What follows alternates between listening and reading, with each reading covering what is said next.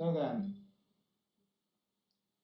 if you have questions, wave your hand at me and I'll recognize you. Yes, sir.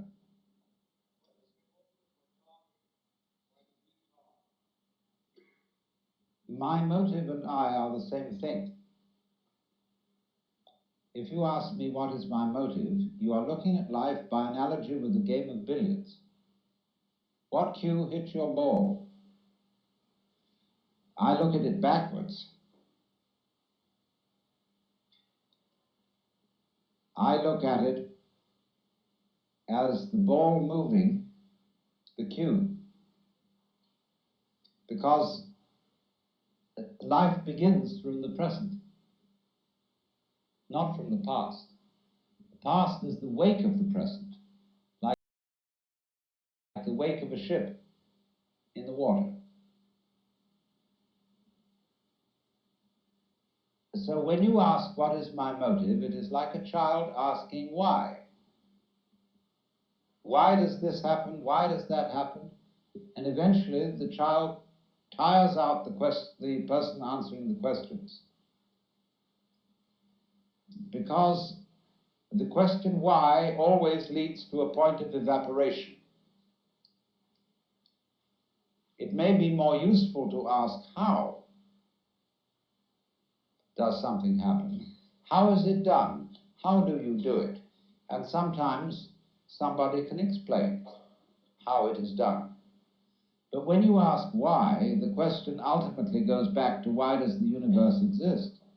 And of course nobody knows. What could it exist for? We say, well, really, it exists for itself. When you get into a state of cosmic consciousness, you see very clearly that the point of existence is now. You mean us sitting here at this moment is what it's all about.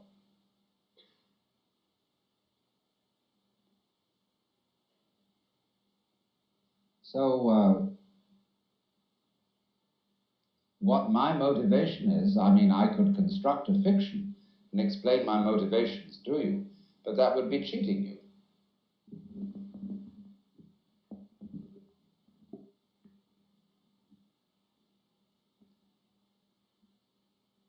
There was another hand waving in your neighborhood. Yes, sir.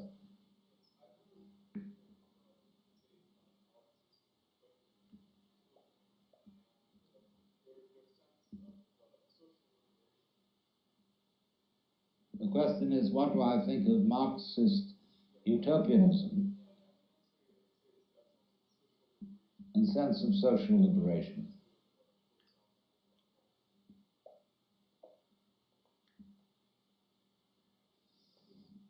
Well,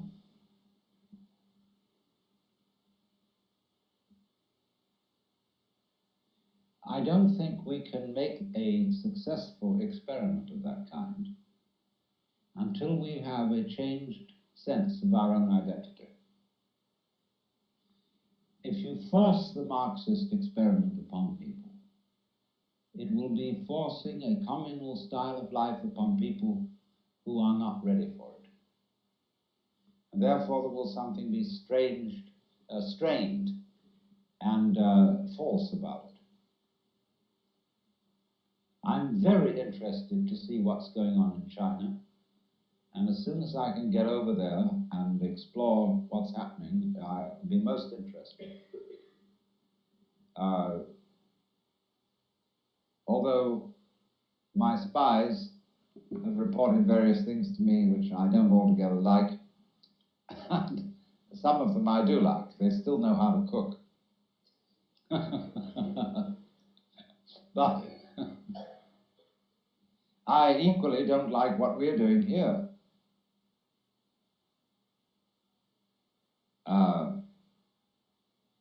You know, a Republican government is in the United States supposed to represent the individual, the small businessman, but it does nothing of the kind.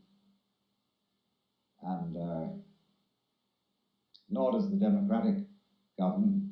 They're both the same. There's no way of choosing between them, except which group of gangsters you're going to put in power. I don't know how it is in Canada, but that's what it is below the border. I'm, in a way, an anarchist,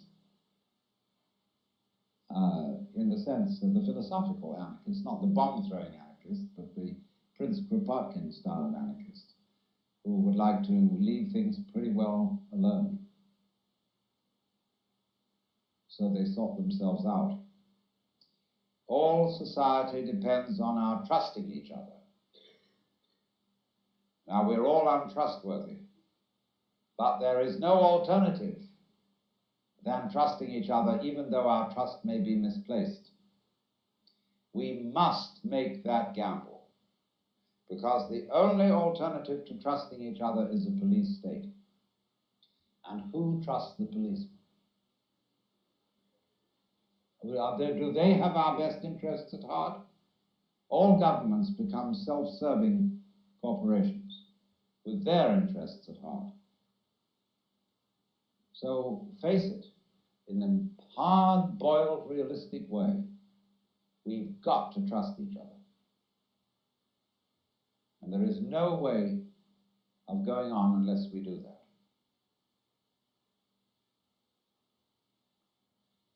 Yes, I had an uncle with a cabin way up in the mountains, like this Evil Dead looking fucking cabin way out in the middle of nowhere. And so we would go up there and do acid and trip for days in a row. And so the system was, Josh would call, we would hit, boom, because it was a 40-minute drive up to this cabin, so that like it would start to kick in when you left the highway and get onto the dirt road. So that you start to enter Wonderland when the road gets bumpy, and it was perfect. So New Year's Eve, he says, I'm starting the car, drop. So I drop, boom, boom, boom, boom, boom. And I'm sitting there and I'm waiting for Josh to pull up. And 10 minutes go by, and 30 minutes go by, and an hour goes by. And my brain is starting to get weird. And Josh calls and said, car won't start, dude, Happy New Year. So any other night, my parents would have been in bed by 9. But it's New Year, so they're up the whole time. So I'm there tripping balls, watching Dick Clark. And realizing that I am my father, which at 20 is a big realization to make. Like in 20, when you realize, oh, everything I'm doing, I'm thinking I'm this weird punk rock avant-garde dude. I'm just my dad. I drink the same fucking beer. I walk the same. I talk the same. I hate the same commercials. You know, and that at 20 is a big realization. Back in New York, I continued doing acid a lot. I did acid, and when it was warm, I hung out in Washington Square Park or Central Park and walked around, and when it was cold, I went into the Natural History Museum or the Met, because they were both free. The Natural History Museum, for those of you who don't know, I wrote the movie Night at the Museum, which makes a lot of sense that I did a lot of acid.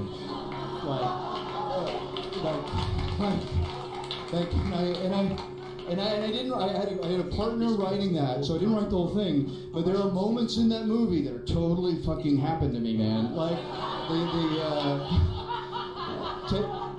Teddy Roosevelt never spoke to me, but I know the sensation in that museum of like walking down the dark halls and sort of forgetting where you are because you're listening to, oh wow, listen to that cool accent, listen to what those kids are talking about. You forget where you are, and then all of a sudden, fucking dinosaur! Fuck! Like, and you genuinely, for about half a second, think there's really a fucking alive dinosaur right there. And in this existence, half a second is a long time to think that there's really a dinosaur right there. And so I experienced that. And I also, the dioramas, like the dioramas in Natural History Museum in that movie are very much from my acid days. Because I remember looking at the dioramas and spending tons of time and thinking, how do they know when one of them, there's so many, how do they know one of them didn't get out? And then laughing hysterically in my head at how funny it would be to go to a garden and say, how do you know one of them didn't get out? And that was the drug. So I learned a lot on acid. The two big things that changed my life from that drug were, I was a really angry kid. I was a punk rock. My parents were not great to me, or at least I thought not at the time. And I was a punk rock kid in Tennessee, so I had green hair in Tennessee, so people slashed my tires, and so I was an angry kid. And I took that anger with me to New York, and I cut myself, and I had pins in my skin, and I was a furious. And an acid trip gave me a big realization that, like ecstasy, when you make a realization on acid, it sticks if it's true. And I realized, like, I'm not obsessed about other people. I'm walking around Delphi thinking that everybody hates me, or thinking that everybody thinks I'm weird or stupid because of my accent, or everybody in NYU has better clothes than me, and I think everybody hates me. And I realized people don't think about people they don't know. People don't think about their coworkers. People are so wrapped up in their own brain that they're not hating you. They don't have time. They don't think about it. And that's a kind of an obvious realization to make. But without acid, I never would have made that realization. And it changed me from being a paranoid, hateful, angry person to, fine, I can just walk around. Nobody in this room's thinking about me. If I sit in the corner and keep my mouth shut, nobody gives a shit what I'm thinking. Which is huge. And it changed me from being angry to being okay. And the other thing that it did, acid, was I never wrote a word until I did acid. Which is just true. Like, I hated writing in high school. I never wrote funny sketches. I was in the state for a year, and I didn't write any sketches the first 4 shows of the state. But acid did something, and I am now a professional writer. I make a lot of money, and I love it. And thank you. And I enjoy it. I think it has something to do with some clogs that acid washed through. And I think it comes from going to the Met and looking at paintings saying, wow, Christ looks like a boxer in that one. Hey, how you doing, St. Paul? What are you doing? Hey, let's go over to this, talk to this dragon. And, like, loosening up this weird sort of dialogue in my head that now is my fucking job. And that's acid. So I started using it so much that I really wasn't learning anything. I was just sort of fucking around on it. And I realized I can't do acid forever. I looked bad, I was skinny, I looked like Sid Vicious, which at the time I thought was cool, but my friends were worried about me, and I looked like I was about to drop dead because I never ate. My skin was bad, I was skinny, and I should stop. And I realized that if I was going to stop doing acid, I can't do it with having always avoided that monster in the corner. I knew that the scary idea in my head or the scary thing under the stairs, I always go, hey, I'm not going to think about that. And I know that if I'm really going to use acid as a tool to make my brain better, I have to face this thing. I have to find out what's there. And it's probably going to be okay. But I can't have avoided a big thing my brain is saying for all of these trips. So that's what I did. My big fear from doing this was 2 friends really ever for the first 17 years of my life. These 2 guys who did acid with me. And one of them, acid, totally fucked up. One of them was probably a better writer than I was, at least when I was 18. And acid changed him between freshman year and sophomore year, the time I saw him those 2 summers. I came back and he was a different guy. And I don't mean in an esoteric way. I mean, he couldn't put words together. He was a different guy. And he tried to explain to me once that he had a bad trip, that he was making out with some girl, and suddenly she was a mannequin. And then suddenly he was on the floor making out with this mannequin in a room full of people, and they were all watching him. And he said at the time, I don't know what really happened. I don't know, was it a girl that I freaked out with? Was I really making love with a mannequin? I don't know. But he lost something. And he would say, I hit the fucking brake. Like when he wasn't on drugs, he would just sort of say that sometimes. So it wasn't like an esoteric, you're slightly a different guy. Like acid did something damaging to Sam. And so there's that. Part of my brain was like, is that going to happen to me? But I needed to do it if I was going to stop doing this drug. I needed to make this trip. I needed to go there. So I did. I took 5 hits of acid, and I went, the trip geographically, I walked from where I lived on 10th in New York down to Washington Square Park, all the way up 5th Avenue to Central Park, through Central Park, down Broadway, back to 10th, which is about 20 miles. I walked this whole trip. It wasn't monsters that got me. Like, it's hard to describe, but the fear that happened, and I don't know how it began, was it's not that I couldn't remember who I was, and it's not that I didn't know who I was.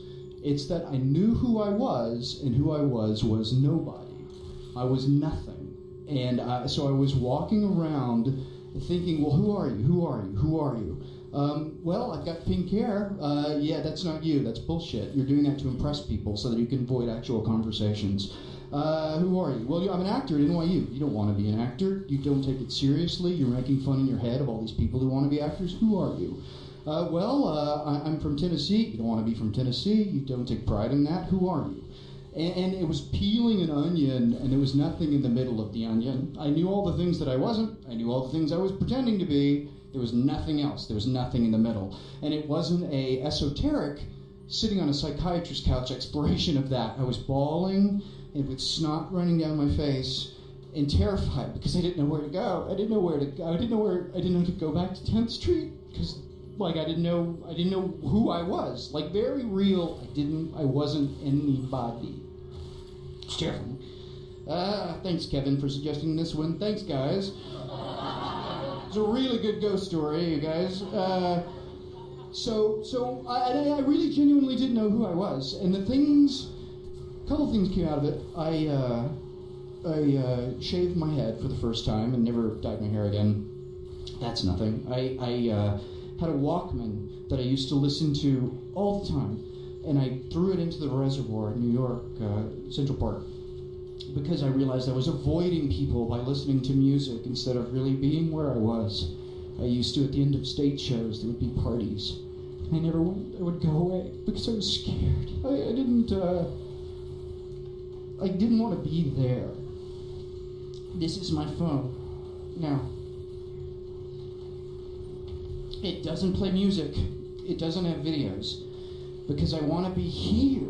And this was 20 years ago, but it was because it taught me that I was avoiding just being where I was and being myself to the extent that I wasn't anybody. And I would say in a very real way, who I am now started that night. That I realized, I'm nobody yet, but I have to start to be something. I have to really start to listen to people and be honest with people and open people and be something, even if it means I suck. I have to be that. Even if it means I have to, let people know what I'm good at and what I'm bad at. And that's really when I began to realize, I'm going to be a writer. Even if I'm not good at it, that's the one thing that I'm kind of doing, and I'm going to do it. I kind of opened up to people, and I'm still not the most open person in the world. As anybody who knows me knows, I'm still very, very quiet and very, very shy. But I'm a writer. You're somebody. Well, that's not what I mean. Everybody is somebody. But I'm a writer. I know that. I don't have many friends, but the friends I have know everything there is to know about me, and I trust them and I love them, which I didn't have before. And I'm doing great. I'm not living on the street. I have a big giant house from all these stupid movies, but it really made me who I am by washing the slate clean and making me realize that I, at that point, really was a bunch of bullshit that I was telling people. And that's a good thing to learn at such an early age. And the other weird thing that I think about a lot is, Sam took some weird acid and he never came back. Me too. There was another guy that took those 5 tabs and that guy's gone.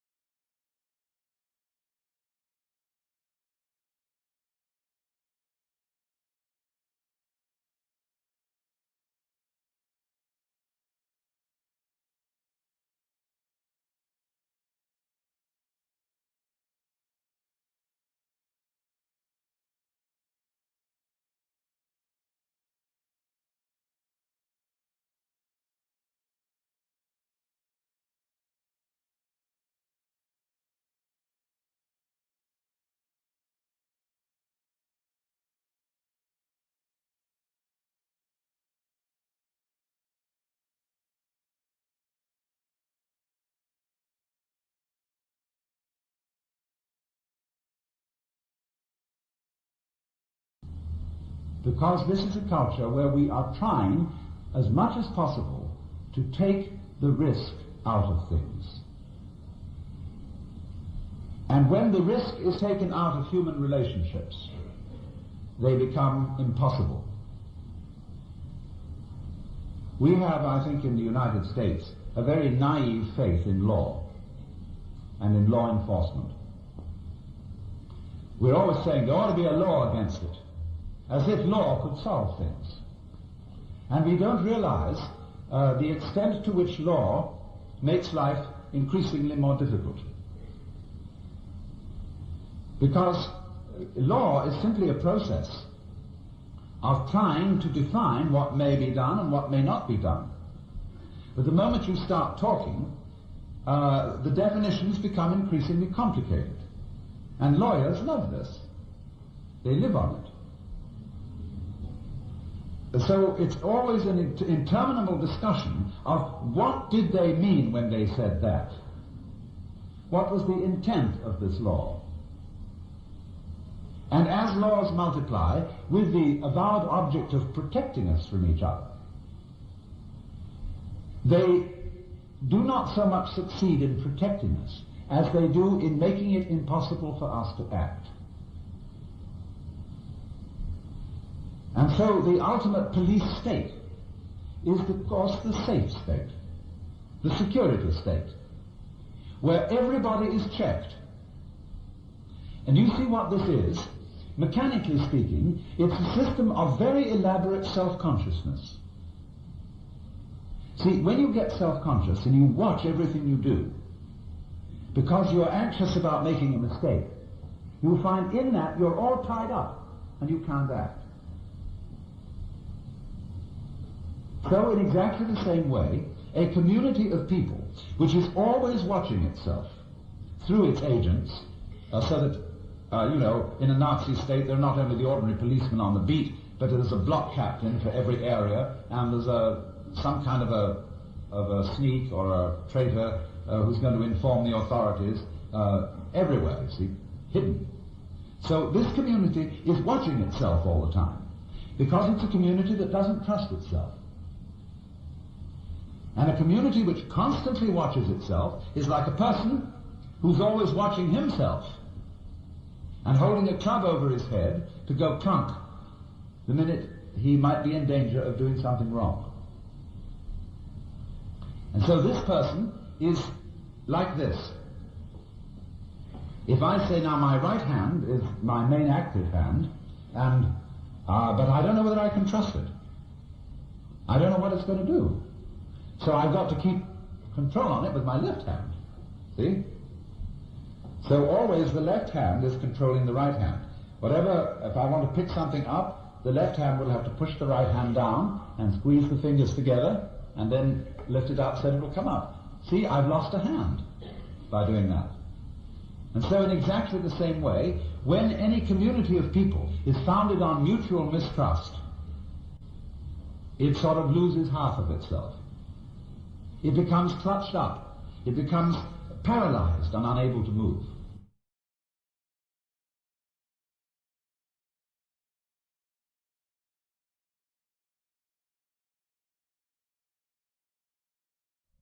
The polarity here is the two ends of wu-wei. On one side, complete mistrust, not trusting at all. Believing that you've got to force the right thing to happen, or else, as he says in The Nature of Consciousness, nature will turn us back into nonsense the first moment that we cease vigilance not to have that so.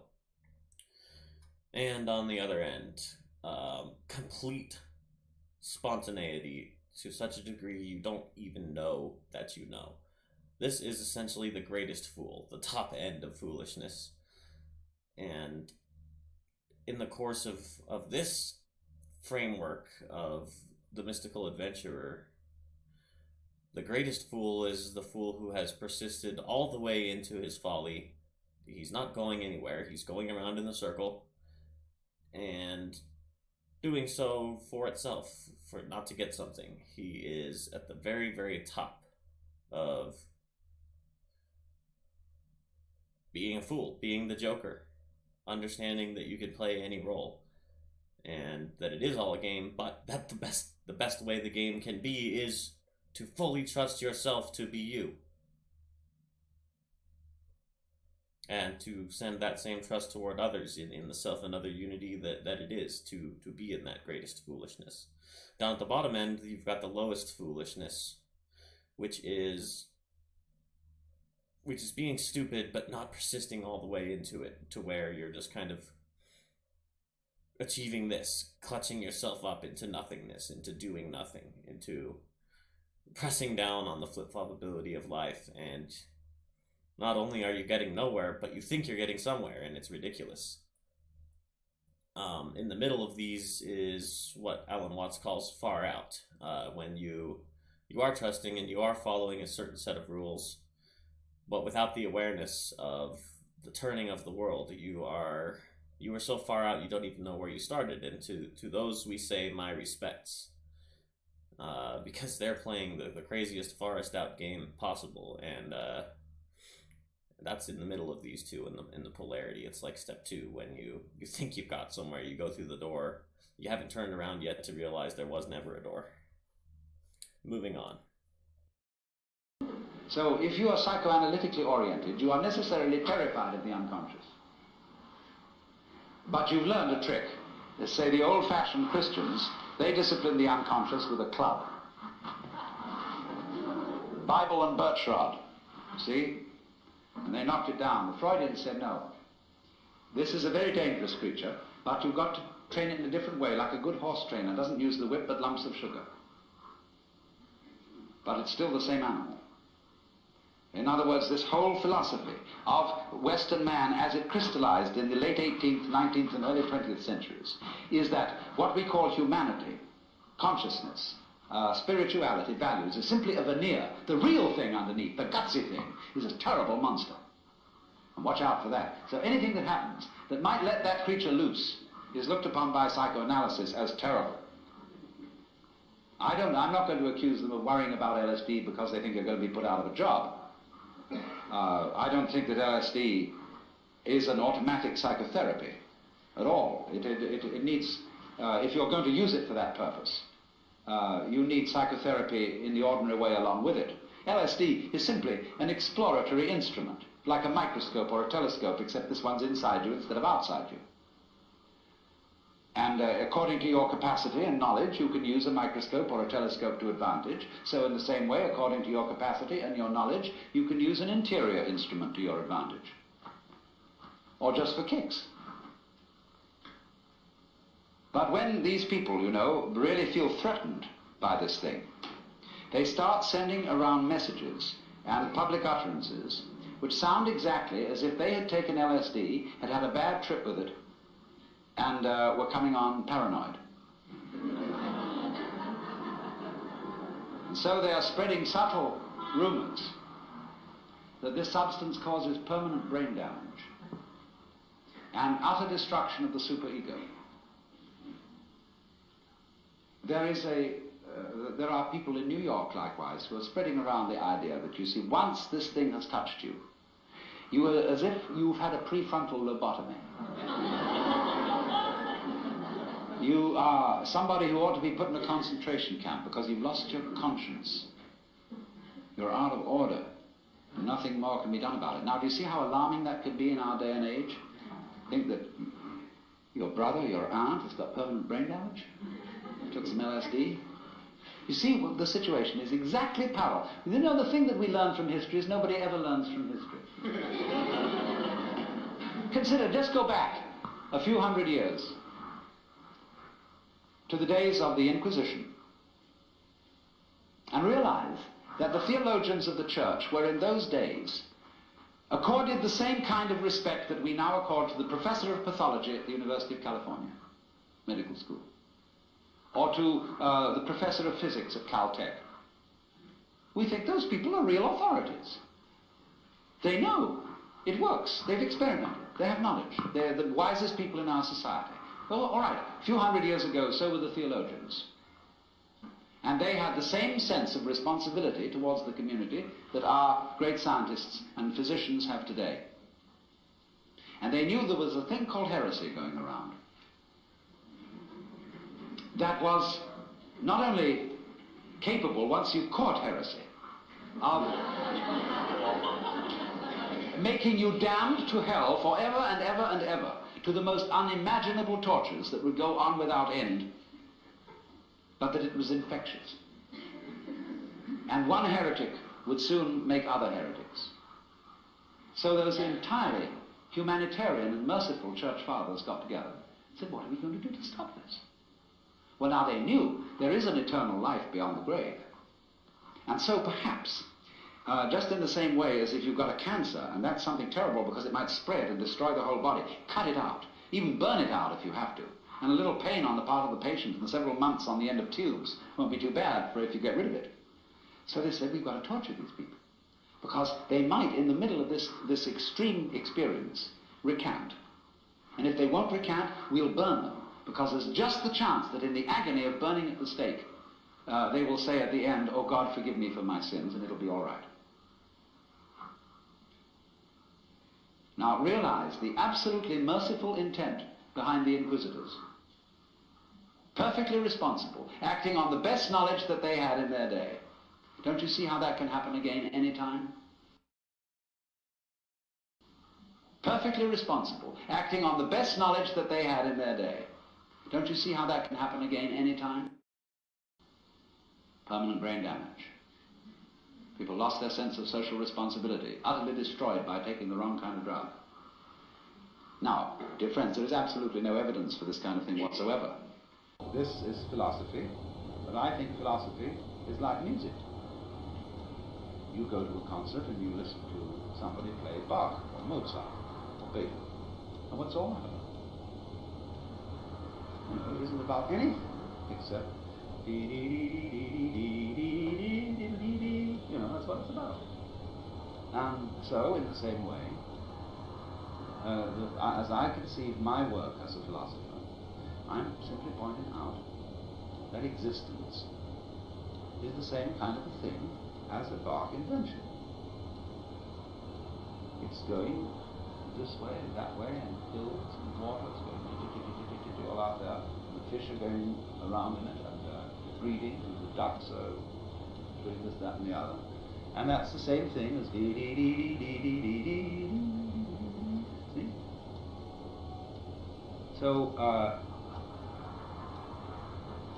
if you can admit that that's what it's all about, you have a little problem.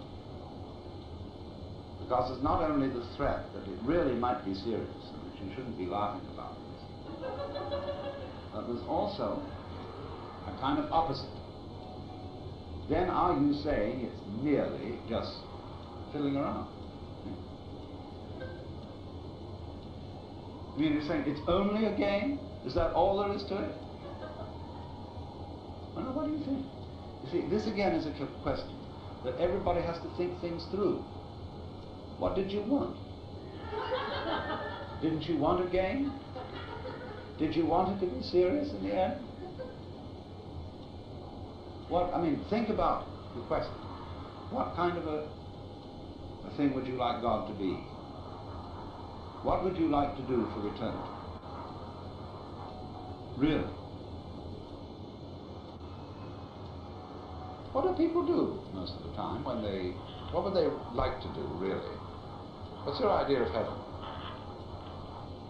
When people are unoccupied, as far as I can make out, they get together and they sing and dance. Or else watch somebody else do it. Nowadays we live in a non-participative culture, and we don't do very much singing and dancing. We're lugubrious. But we watch other people do it on television. What we really are interested in is to be able to spend all the time going, something like this. And that's what our heart's doing, that's what our lungs are doing, that's what our eyeballs are doing, And it's what all these fantastic capillaries of the veins are doing. They're going just see? And that's the point. Now the thing is, ought this to be allowed? You know? Dare we admit it?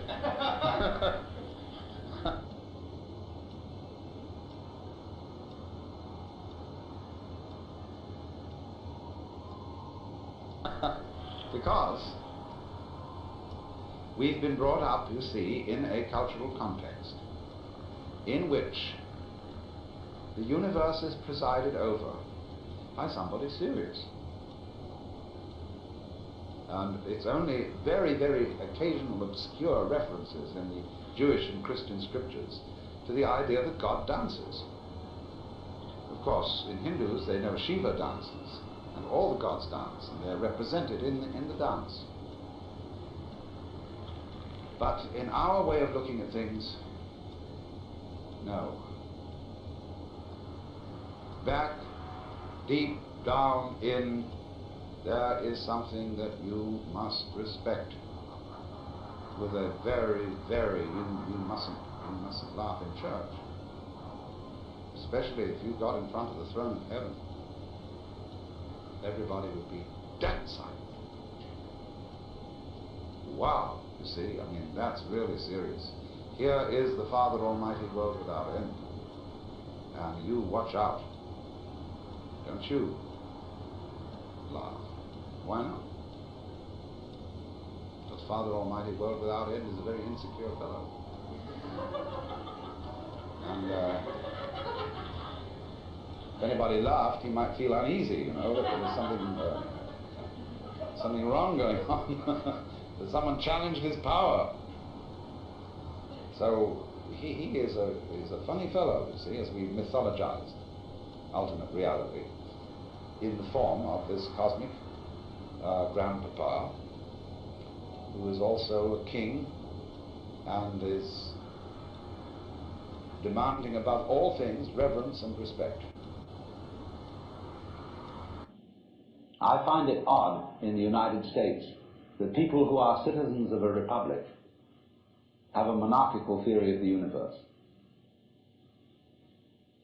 Because we are carrying over from the very ancient Near Eastern cultures the notion that the Lord of the universe must be respected in a certain way. People kneel, people bow, people prostrate themselves. Because, and you know what the reason for all that is, that nobody is more frightened of everybody else than a tyrant. He sits with his back to the wall, and his guards on either side of him. And he has you face downwards on the ground because you can't use weapons that way. When you come into his presence, you don't stand up and face him because you might attack. And he has reason to fear that you might because he's ruling you all. And the man who rules you all is the biggest crook in the bunch. Because he's the one who's succeeded in crime. The other people are pushed aside because the criminals, the people we lock up in jail, are simply the people who didn't make it. So naturally, the real boss sits with his back to the wall and his henchmen on either side of him. Now this situation is the result of the fact that the United States never learns from history.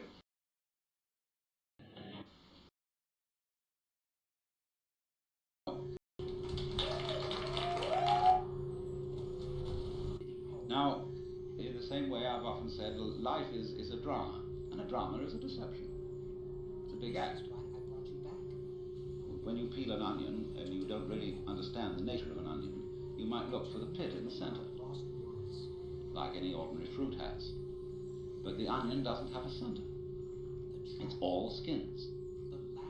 So when you get right down, there's nothing but a bunch of skins. You say, well, that was kind of disappointing. But of course you have to understand that the skins were the part that you eat. Well, in rather the same way, you see, you find when you explore yourself in your motivations, and you go through and through, and you try to find out that thing which is really genuine. That's why in Zen discipline, they give you koans which require a perfectly genuine act, an act of total and absolute sincerity. And people knock themselves out trying to do this thing, but they always know that the master's going to catch them, because he reads their thought. You know that story of von Kleist about the man who had a fight with a bear, and the bear could read his thoughts, so that the only way of hitting the bear was to do so not on purpose, because the bear would know in advance. So it's the same in working with a Zen master. You have to do the genuine act, not on purpose. But since you're put in a situation where it's rather formal, and you're supposed to do it on purpose, you're stuck, you see. So you explore the onion, and you go in and in and in, and then you find, well, it's all a deception. Now then the question arises, who's deceiving who? Who's fooling who?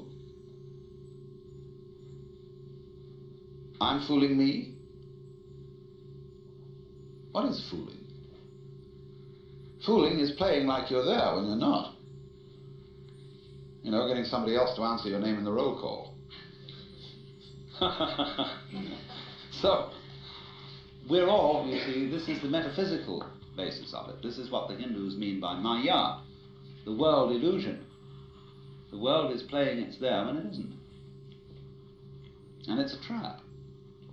And it sucks you in. And you can't get out of it. And it's a thorough big trap too. But always, when you get an idea like this, or a feeling like this, follow it to its extreme. Don't back out from it. If you find you're selfish, go to the extreme of what selfishness means. Confusion largely results from not following feelings or ideas to their depth. You know, people think they want to be immortal. They'd like to live forever. Do you really want to do that? Think about it. Really go into it, what it would be like. People say they want this, that, and the other. They want this kind of car, they want this kind of dress, or so on, and this much money, and so on. It's always a good idea to think it right through. What it would involve to be in that situation, to have those desires fulfilled. Also, when you form a relationship to another person, think it through too. You see? How inconvenient could they be? However attractive. And always turn the embroidery around and look at the underside, but don't get caught doing it. See, that's something one does on the side in secret, because otherwise you play the game that everything is as it's supposed to be on the front.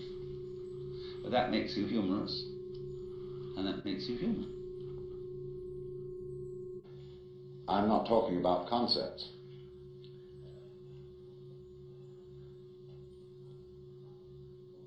But the crucial question arises that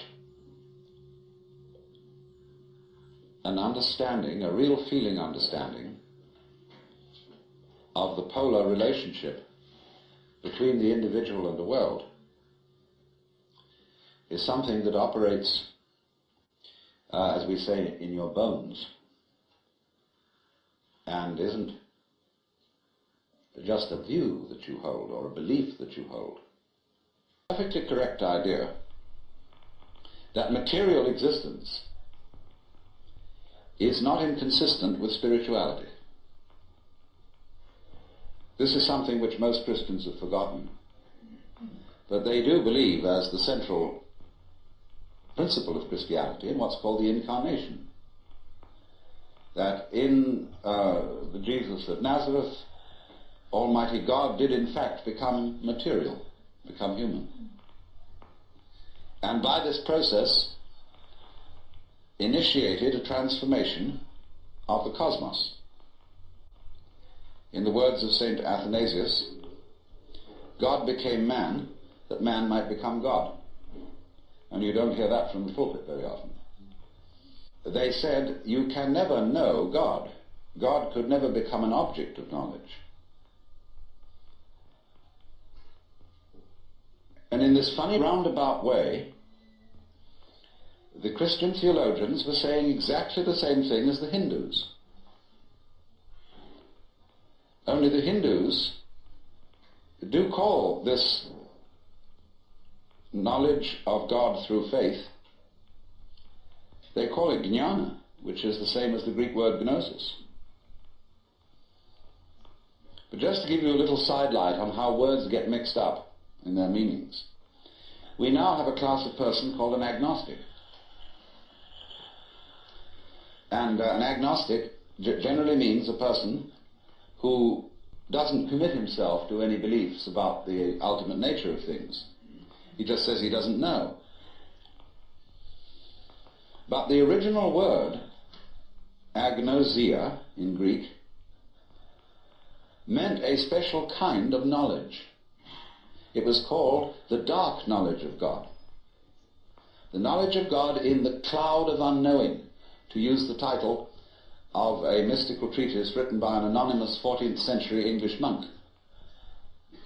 This monk derived his ideas from a very mysterious figure who wrote under the name of Dionysius the Areopagite. Well, now going back to this strange monk Dionysius, it was he who first put around the idea in Christian circles that there was such a thing of the knowledge as the knowledge of God by faith, by agnosia, really, by unknowing. And he, in a book which he wrote, a very short book called the Theologia Mystica, he wrote a treatise on the higher knowledge of God, which might be quoted directly from the Upanishads in certain parts of it. The last section of it reads like the Mandukya Upanishad, because it's a series of negations. It says what God is not. And he goes very far, because he says that God is not one. He says our idea of unity falls far short of what God is. So does our idea of Trinity. So does our idea of spirit, our idea of mind, of justice, of love. All these things are not really God. And he says in another place, if anybody, having seen God, understood what he had seen, what he would have seen would not have been God, but some creature of God, less than God, some sort of angel or something like that. He wrote really two very important books. One was the one I said, the Theologia Mystica. The other was called the Divine Names. And these two books presented the two phases of his theology. The book called The Divine Names was a discussion on the nature of God in terms of what God is like, by analogy. And this kind of knowledge of God he called kapaphatic, from the Greek pheme, to speak or say, kata, meaning to say according to, that is to say, to speak by analogy. Where he used, though, entirely negative language about God, this sort of discourse was called apophatic. And the word apo meaning away from, to talk away from. Just as a sculptor, when he makes an image, reveals the image by removing stone. And so Dionysius explained that one attains the knowledge of God by discarding concepts, which is exactly what the Hindus mean when they say, of God one can only say neti, neti, not this, not this, not any conception. So thus in Hindu philosophy, the highest state of consciousness in samadhi is called nirvikalpa samadhi, which means literally non-conceptual. Vikalpa means a concept. Nir is a negation. So the non-conceptual knowledge. Now, people have greatly misunderstood this.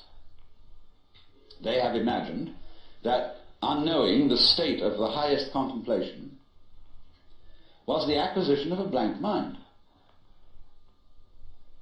from which you first discarded thought, you went on to discard perception, you went on to discard any kind of sensory content in awareness, until you were, so far as anyone could say, aware of nothing.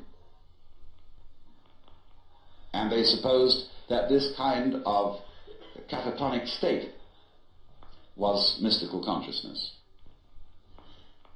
This is often believed in India. If you go to the Vedanta Society and ask what do you mean by Nirvikalpa Samadhi, they will tell you that the one in that state has no consciousness whatsoever of the sensory world, that he is completely absorbed, as you sometimes see Hindu holy men sitting in a state where they are blind and deaf to everything going on around them. The founder of Chinese Zen, known as Huineng, described people like that as no better than pieces of rock and lumps of wood. He said it's a very serious mistake indeed to confuse sunyata, the Sanskrit word for the great void, which is both the ultimate reality and the consciousness thereof. He said it's a great mistake to confuse it with nothingness. It is rather to be thought of as space, or like space, because space is not empty. It contains the whole universe. And so in the same way, the state of mind of a person who is truly enlightened is not empty. It contains everything. But like space, it is not stained by what it contains. So they go on to say the consciousness in all of us, your basic mind is like space. It is completely pure. But this misunderstanding of the nature of contemplation existed not only in India, from which it was transmitted to China, but also in the West. You read many treatises on Western mysticism, and there's still the feeling that getting into a deep, deep trance, sometimes called rapture, again, the word rapture has undergone some transformations. We talk about rapture as people being beside themselves with pleasure. But to be rapt means to be taken away from the body. So also ecstasy, we now interpret as meaning in a state of high pleasure. But it means to be outside yourself, to stand outside yourself. Your soul has left you, it is with God. As Arabs say of all crazy people, be kind to them. They're not here, their soul is with God. But actually, if it can be true, as Buddhists say, that nirvana and samsara are one, and if it can be true, as Christians say, that the spirit can be made flesh, the word can be made flesh, then obviously the highest form of man is not sitting in a trance like a lump on a log, with a perfectly blank mind. Because if that were the highest state of consciousness, it would be an exclusive state of mind, a state of mind that shuts out life. And in that sense it could not qualify for being what the Hindus call non-dualistic. They always speak of the highest reality as being not one, because one excludes many. Not nothing, because nothing excludes something. Not being, because being excludes non-being, and vice versa. And so they use this word non-dual to mean that which doesn't exclude anything, which, as it were, has no outside. As we say, space has no outside. You can only have outsides inside space. You can't have any outside space. There is no outside space, even though space may be curved and finite. In Buddhist philosophy, where the ultimate reality is called shunyata, the void, the Chinese will translate the Sanskrit shunyata with their character that means sky or space. And the Taoists would say, quoting Lao Tzu, the usefulness of a window is not so much in the frame as in the empty space through which something can be seen. And this is the difficult one to understand. And we shall be able to approach this in the course of this seminar. In fact, if you realize that, then you've really got it. You've got the point of your own existence. But to get the reverse picture, you have first of all to get clearly its opposite one, namely that the existence of any one minute little thing is intimately related to everything.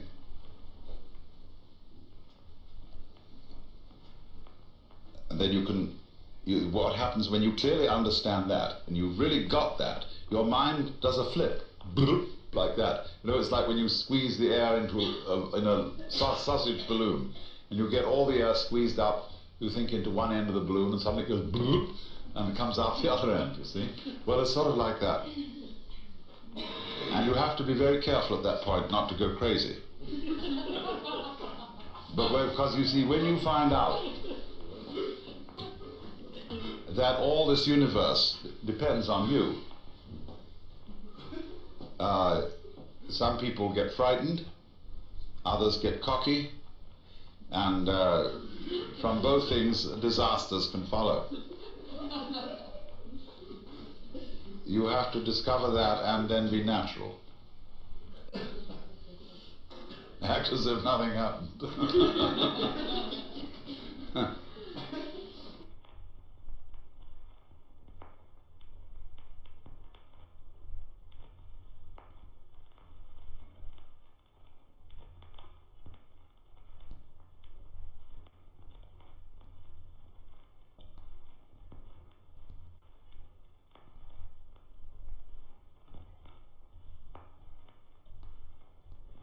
So I'm just trying to give an indication of how to get the feeling of reciprocity. Of you, on the one hand, it's easy to see, as I said, you depend on the whole show. Now I want you to see the opposite and equal truth, that the whole show depends on you. So that you don't anymore put yourself down as this wretched little bacterium living on this obscure planet that revolves around a minor star on the outer fringes of one of the lesser galaxies. This is the great 19th century put-down of man. How nice to be all unimportant. Watch out for this. Watch out for the political consequences of everybody is equally inferior. The political consequences emerging and becoming cleared as day goes by. Barbarism is the answer to that. Untrammeled violence, police states, and shocking disregard for human existence, because they're only wretched little bacteria. See? Just get rid of a whole lot of them. Zip, burn them up. And this is not unrelated, you see, to this feeling of the individual as someone who doesn't matter at all, which can be the reaction against the philosophy of life in which an individual mattered too much in the wrong way. In the Christian tradition, we have made the individual matter too much in the wrong way. That is to say, You as an ego are infinitely precious. God has made each one of you separately, and each one of you as a separate ego will last forever. And therefore you're all important in the eyes of God. But you better know your place, baby, because you're subjects of the king. But on the other hand, the other way of looking at the individual as an incarnation of the divine, as God, him or it or herself, coming on at God everywhere. Did you realize how fascinating that is? That if you were God, wouldn't it be fascinating to see myriads, to know yourself in terms of myriads of reproductions of yourself, all different, and really different, like other people seem to be different from you, and they've got a secret in them. You don't know what they're going to do next. See, so they are alive. If I push you, and you just go, I see, it's only plastic. If you jump a little, I say, that's someone else, I don't know what she's going to do next. See, that's what I'm looking for. That's what we're all looking for in personal relationships. And that's, you see, you can imagine, if you simplify it, here is a kind of ball of light, which is the divine being.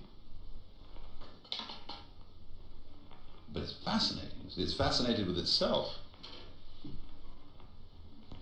And so in order to find out its own possibilities, you see, it puts another one out there. And they bounce together, and flip, there comes another, you see. They go all over the place. And so you get this idea of ever so many echoes of one sound, and they're all chattering back. But they're not just plain uniform, you see. Soon you introduce into this the element of differentiation, so that each one looks as different as possible from the other. But it's all one, because there can't be the sense of I am, I, without the sense of there is someone else, something else, there is other. I and other imply each other as much as solid implies space.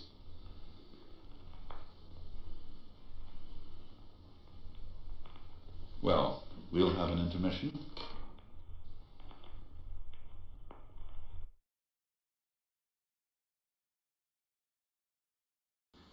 Now this situation is the result of the fact that the United States never learns from history. It is the same old story of prohibition. To think the naive notion that you can control something that might turn into a social evil by handing it over to the police. Now, after all, who pays the police? You do. And if you can't control yourself, the police won't control you either. But in lieu of controlling you, they can suppress you. Now, in all conscience, the police have enough to do. Not only to control the traffic, which gets worse every day by virtue of Parkinson's law, but also all the possibilities of robbery, violence, murder, and so on and so forth, which is a full-time job. But to ask the police to go and look for people who have LSD or marijuana or heroin or opium or whatever, or who are living irregular sex lives, or who have a gambling joint or a whorehouse, this is to ask the police to act as officers of the state in service of the church, uniformed ministers. And that's not their job. And when the police are asked to do that, they are put by lawmakers into a position which brings them into public disrespect, as it did in the days of Prohibition. It is not fair to the police. Because if you send the police to hunt out LSD, it is a far more tough job than looking for a needle in a haystack. LSD can be disguised as anything whatsoever. So when you try to suppress that sort of thing by law, you leave the gates wide open for every kind of blackmail. You want to get rid of your wife? Or your unfortunate business competitor? Just slip them some. And then arrange by a roundabout way to tip off the cops. The senator you don't like? Political rival? Psst. You see, any law of this nature, any law which in a way tries to enforce by the power of the state private morals or your own business in looking after your own nervous system, is in fact an unenforceable law. And all unenforceable laws lead to blackmail and to public demoralization. The only way to handle a thing of this kind is to bring it all out into the open. Nothing can be controlled when it's driven underground. It ought to be controlled. Just in the same way as we have learned how to control automobiles, we license people to drive them.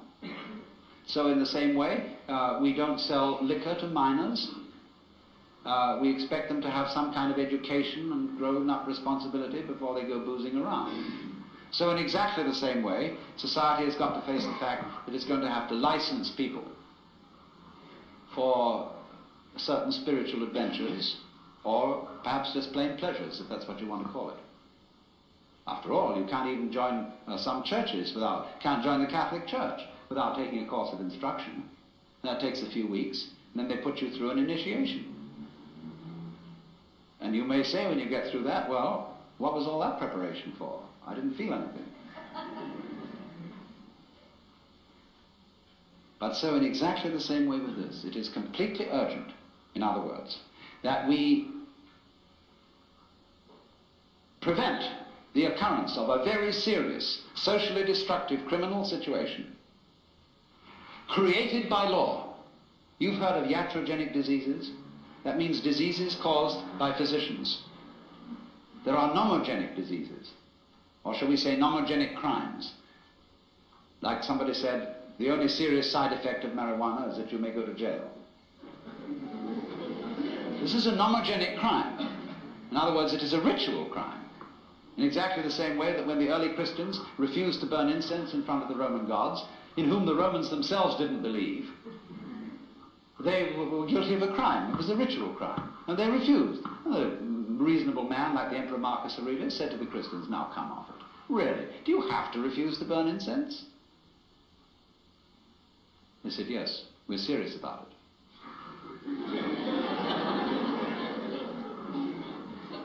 So these are ritual crimes. And so in the same way, various ritual crimes exist, and our police, poor devils, are supposed to enforce it. And if they don't, they're going to get it from the politicians.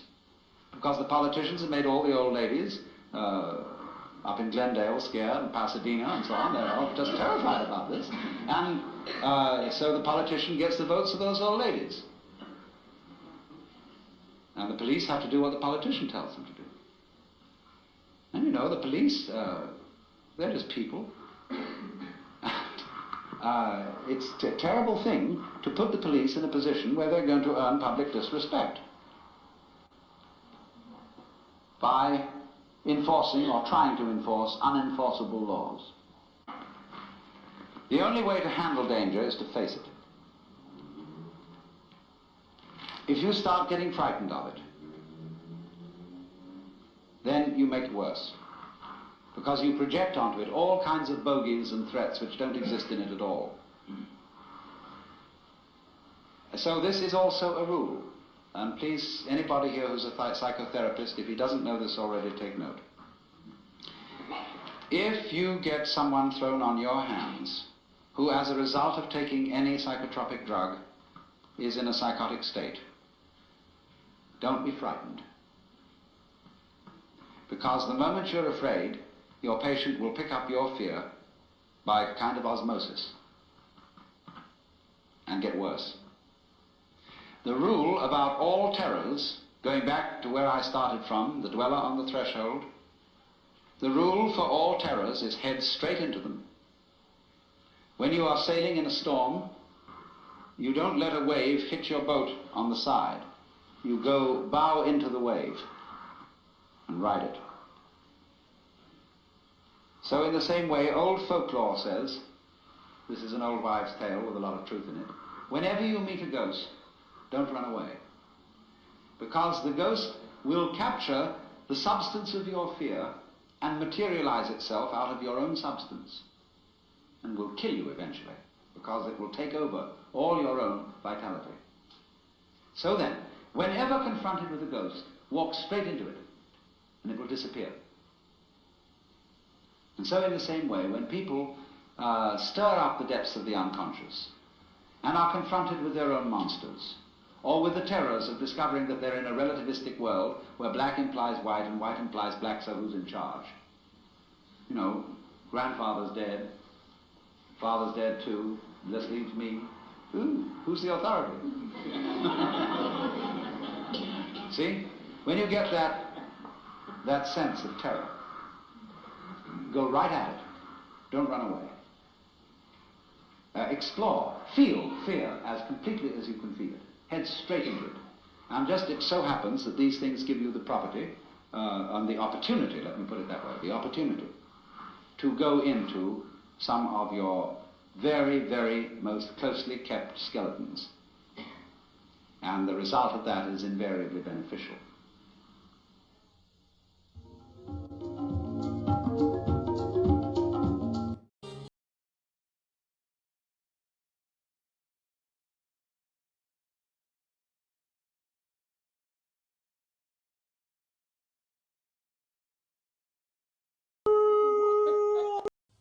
Space, which nobody can define, nobody can imagine, appears to be nothing, is the foundation of the universe.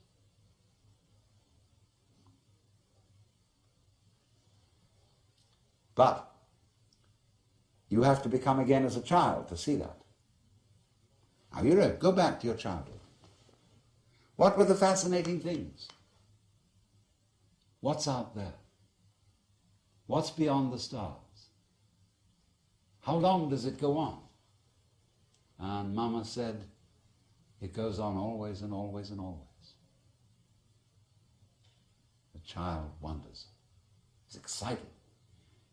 That this is something that never ends. Then the child asks about time.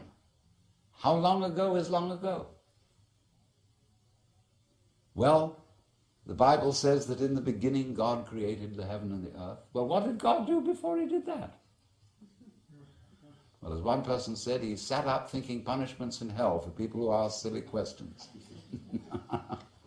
But still, that is only a joke. And the child thinks of God going back and back and back forever, with never beginning. So in the same way we think about death. Go to sleep and never wake up. Never.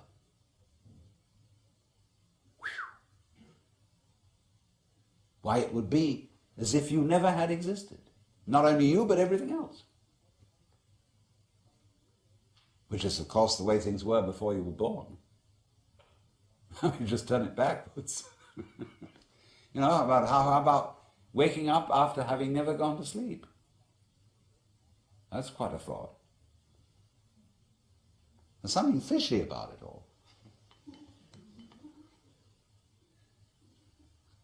Ichthys, Jesus Christus, Theo Ios, here, the fish.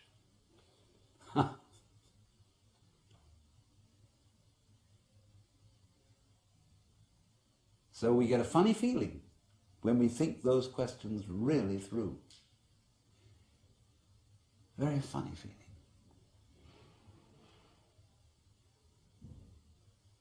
And children, you see, love to get into that funny feeling. Children do all kinds of weird things.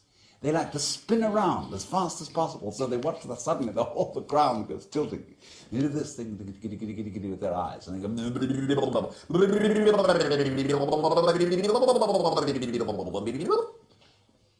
and they make faces and test out their bodies in all sorts of funny ways, because they know with their eyes, and they go,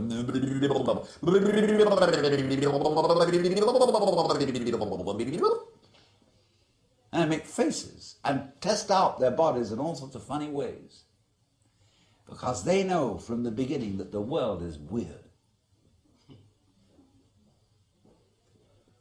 strange thing. Because everybody knows what it's all about, only they won't admit it.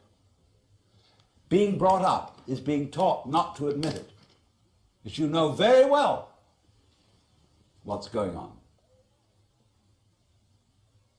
But in order to find out once more as an adult, you have to become again as a child. So what does that involve? It means, ladies and gentlemen, would you please check your ideas and opinions at the door, first of all. All your philosophical and religious views, all your logic, because I say check it at the door advisedly, because you can pick it up again when you go out if you feel unsafe without it. I'm not trying to argue you out of your opinions and views. I'm merely suggesting that for the sake of an experiment, you temporarily suspend them.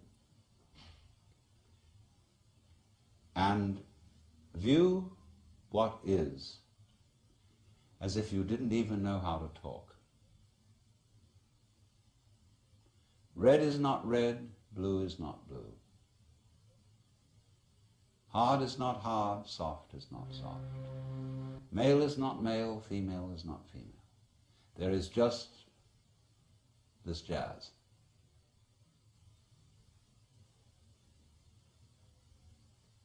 It will not be possible to compel yourselves into this way of looking at things, because what Buddhists call habit energy is going on. And as I talk to you, you will find yourselves thinking in a compulsive and habitual way, this is red, this is green, this is something, this is nothing, this is solid, this is space. All right, but treat those thoughts that are going on in your head in exactly the same way as if they were, see? That's all they are. Like shapes in the spray as the sea breaks on the rocks. Now, please don't get agitated that this is an anti-intellectual point of view, that this is undermining the value of logic and reason and so on. Just we'll bring all that back later when we need it. But just for the time being, let's simplify. Close your eyes. Listen.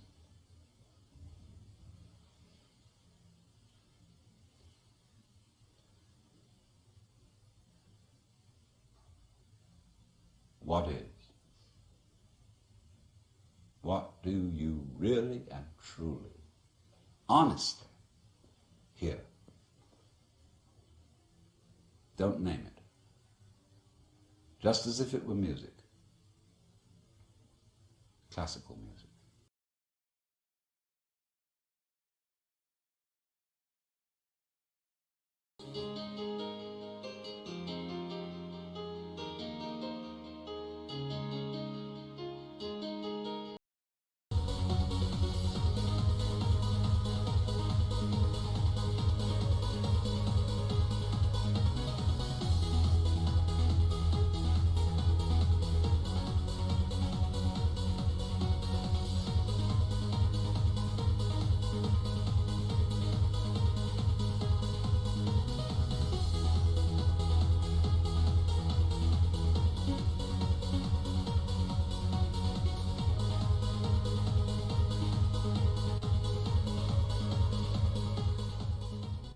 You see, you might be a fatalist if you think that you are a sort of puppet which life pushes around.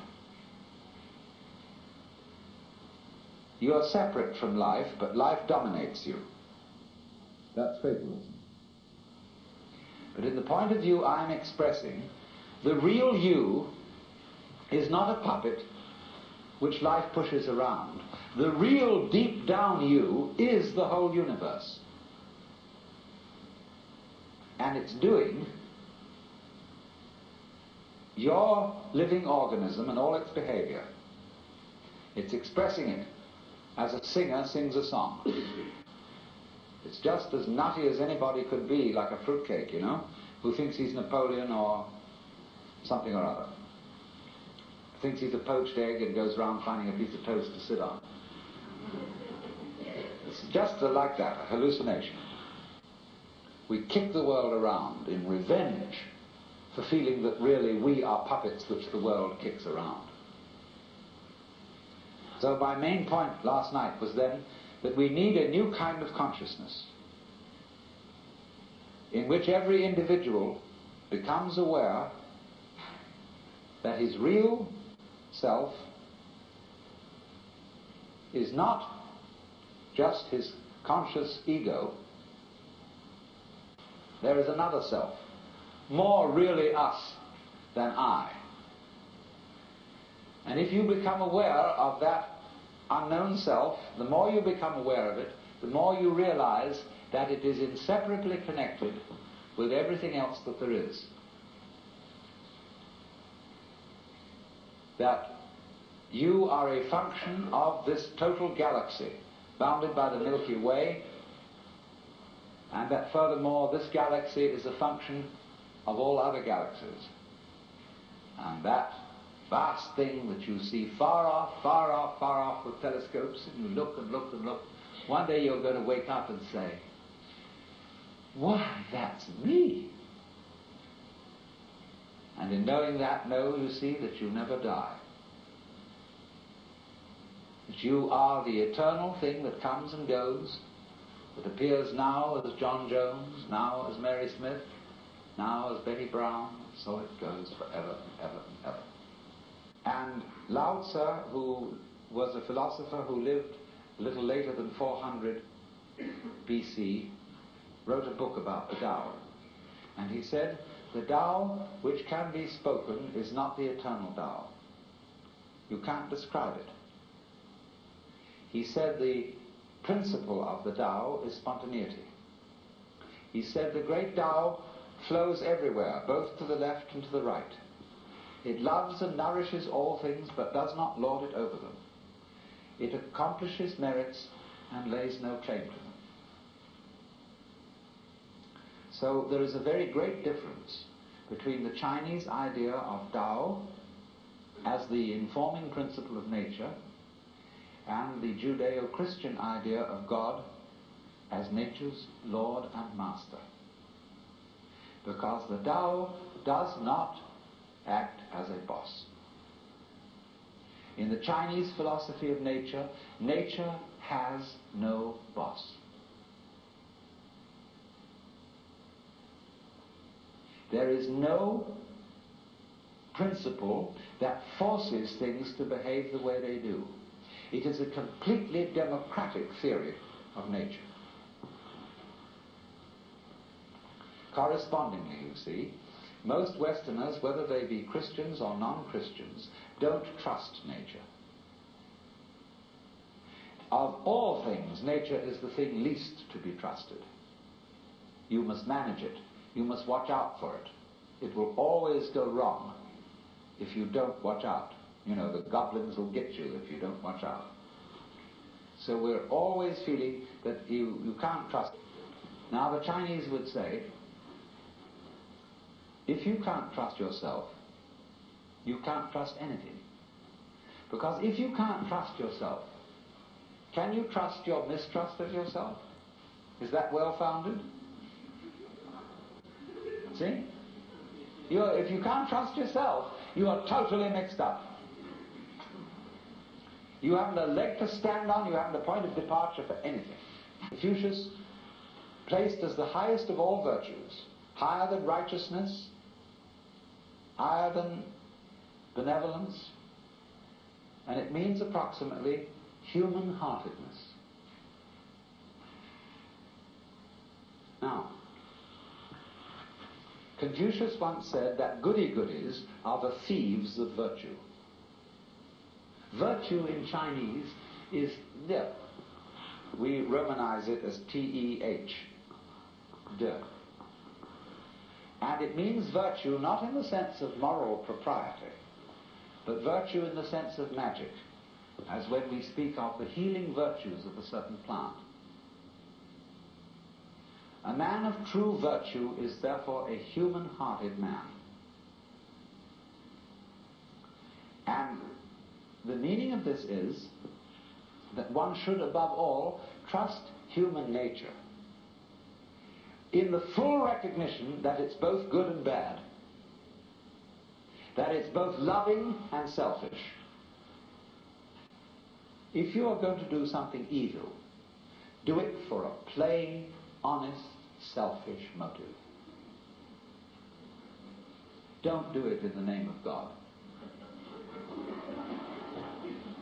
Because if you do, it turns you into a monster who is no longer human.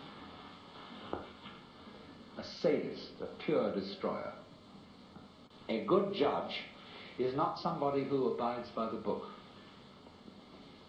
Their idea of justice is, for God's sake, keep the case out of court. Let us have a consultation behind the scenes, and let's arrange a compromise. Because we know our opponent is a rascal. I know I am a rascal. And therefore there can be a mutual arrangement between thieves. So we summon her and we talk about it, and we call the judge in an unofficial capacity. And the judge hums and haws, and if he's a good judge, he has a sense of what is called li. It's what our lawyers call equity. And you talk to any lawyer, and he, in discussing various judges around town, he will say, well, Judge so-and-so is pretty much a stickler for the letter of the law. But on the other hand, Judge so-and-so has a sense of equity. He knows when the law, the letter of the law, just doesn't apply to this particular case. And he just has an innate sense of fair play. That's the man to be trusted as a judge. So this is what the Chinese mean by a judge who has the sense of li, of real justice. It can't be written down, it can't be explained, because every case is individual. And if you say, well, my nervous system is unreliable, it is just a bunch of strange, weird biological chances that have got mixed up somehow. Then this very opinion that you're expressing, you see, is a function of that nervous system. So you're saying that you are a total hoax. You can't trust yourself at all. So that is a set of game rules that don't lead anywhere. It's totally self-frustrating. Nature, human nature included, is an organism. And an organism is a system of orderly anarchy. There is no boss in it, but it gets along by being left alone and being allowed to do its stuff. That's what the Chinese Taoist philosophy calls Wu Wei, which means not doing nothing, but not interfering with the course of events, not acting against the grain.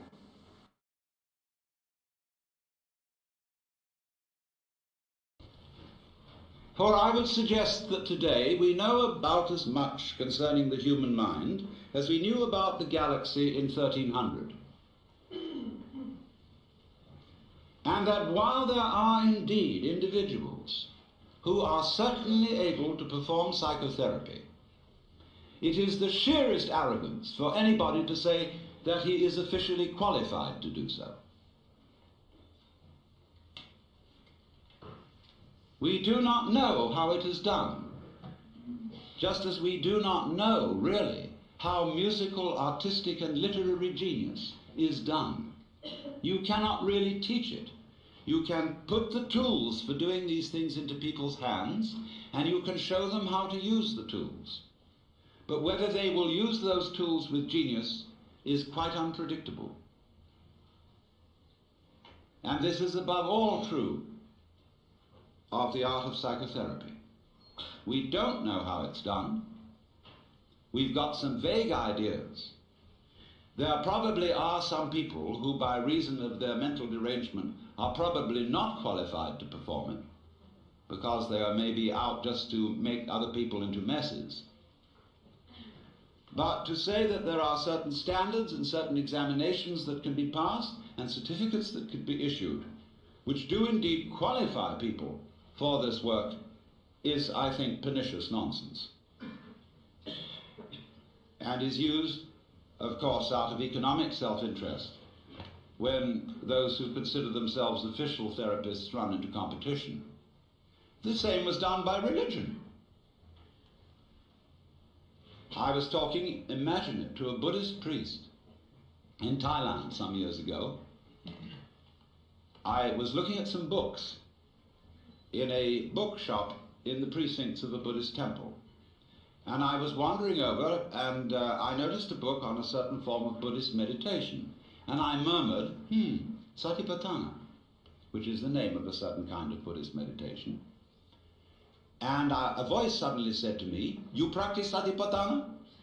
I looked up, and there was a skinny Buddhist monk in a yellow robe with rather red eyes looking at me. I said, "Not exactly Satipatthana. I use a different method. It's called Zen." "Oh, Satipatthana, not Zen." I said, "Oh, well, it's something like it, isn't it?" "No." "Well, it's rather like yoga," I said, "isn't it?" "Not yoga. No, Satipatthana different. Only right way." "Well, look," I said to him, "I have a lot of Roman Catholic friends who tell me that their way is the only right way. Who am I to believe?" "You know," I said, "you're like someone who's got a ferry boat for crossing the river." I used a Buddhist simile. "And another fellow down the stream has opened up ferry business. And you go to the government and say, he's not authorized to operate a ferry boat because he's competition to you. Let all operate ferry boats who will. And if you haven't got the sense to stay off one that sinks, it's your fault." And after all, I could say to him, "You believe that everything that happens to you is your own karma. So why worry?"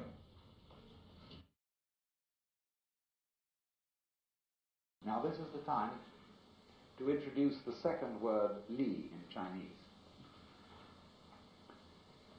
The first li meant justice. The second li is a character which had the original meaning of the markings in jade, the grain in wood, and the fiber in muscle. And it's usually translated reason or the principle of things. These are not very good translations. The best translation of li is organic pattern. Now look here. When you look at the clouds, they aren't symmetrical. They don't form fours. They don't come along in cubes. But you know at once that they're not a mess. A dirty old ashtray full of junk may be a mess, but clouds don't look like that. When you look at the patterns of foam on water, they never make an artistic mistake. And they're not mess. They are wiggly, but in a way orderly, and it's difficult for us to describe that kind of order. Now take a look at yourselves. You're all wiggly. We think, we're pretty ordinary because there are a lot of us that look approximately the same. So when we see a human being, we think, well, that's pretty much in order and kind of regular and it's okay. But we don't realize how wiggly we are. We're just like clouds, rocks, and stars. Look at the way the stars are arranged. Do you criticize the way the stars are arranged? Would you like them to form fours? Would you like them to be sort of set out like needlepoint on the canvas of the skies? There was somebody in the 18th century, in the days when they built formal gardens of clipped hedges and made all the tulips stand together like soldiers, who criticized the stars for being irregularly arranged. But today we don't feel that way. We love the way the stars are scattered. And they never make a mistake in their arrangement. What about mountain ranges? Do you criticize the valleys for being low and praise the peaks for being high? You just say it's great, it's the way it is. See? It always takes the artist to show us the vision. But of course, in the meantime, it is difficult. You go to an exhibition of contemporary non-objective painting, And a kind of square fellow walks in there and he says, "That's not what I call a picture."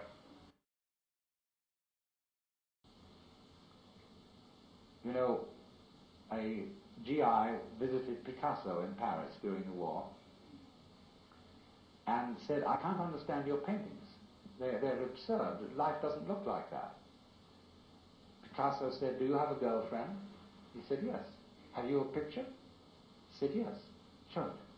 So he drew out his billfold, and there was a little coloured photograph of his girlfriend. And Picasso looked at it and said, "Is she so small as that?"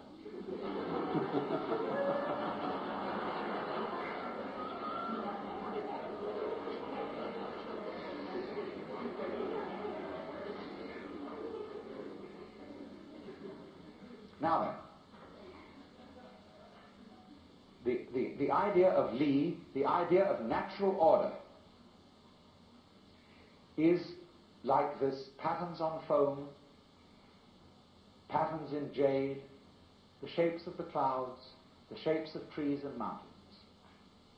They are orderly, but we cannot put our finger on the order. We know it's orderly, but we don't know why. And we know it's completely different from a mess. The order of nature is in that way then indefinable. When St. Augustine was asked what is time, he said, "I know what it is, but when you ask me, I don't." And so in the same way, the Chinese would say, "We know what the order of nature is, but if you ask us, we don't." The poet says, "Picking chrysanthemums along the eastern fence, gazing in silence at the southern hills, the birds fly home through the soft mountain air of dusk. In all these things there is a deep meaning, but when we are about to express it, we suddenly forget the words." That's Li. Nature as a self-ordering principle, but it doesn't really know how it does it. Another poem says, "If you want to know where the flowers come from, even the god of spring doesn't know."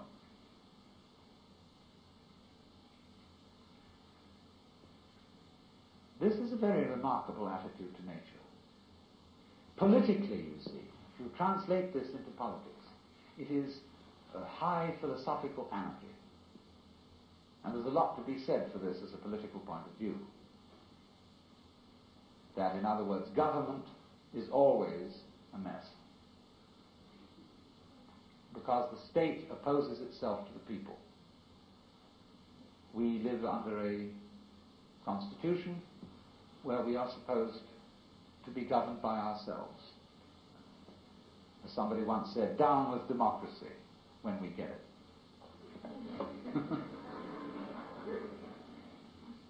Because the government always creates itself as a business in competition with all the other businesses.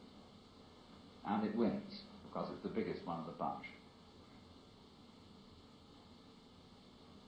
The Taoists said of the state that it should be as anonymous and as unobtrusive as possible. That is to say that the emperor, instead of going around in processions and being heralded and flags waved, should be as unobtrusive as the head of the sanitation department. You know, he's a man, just a guy who goes around in a plain ordinary suit and really attends to his job. And the head of the sanitation of the city of Dallas goes around. You don't have a police escort and sirens blowing and flags waving. He simply does his job.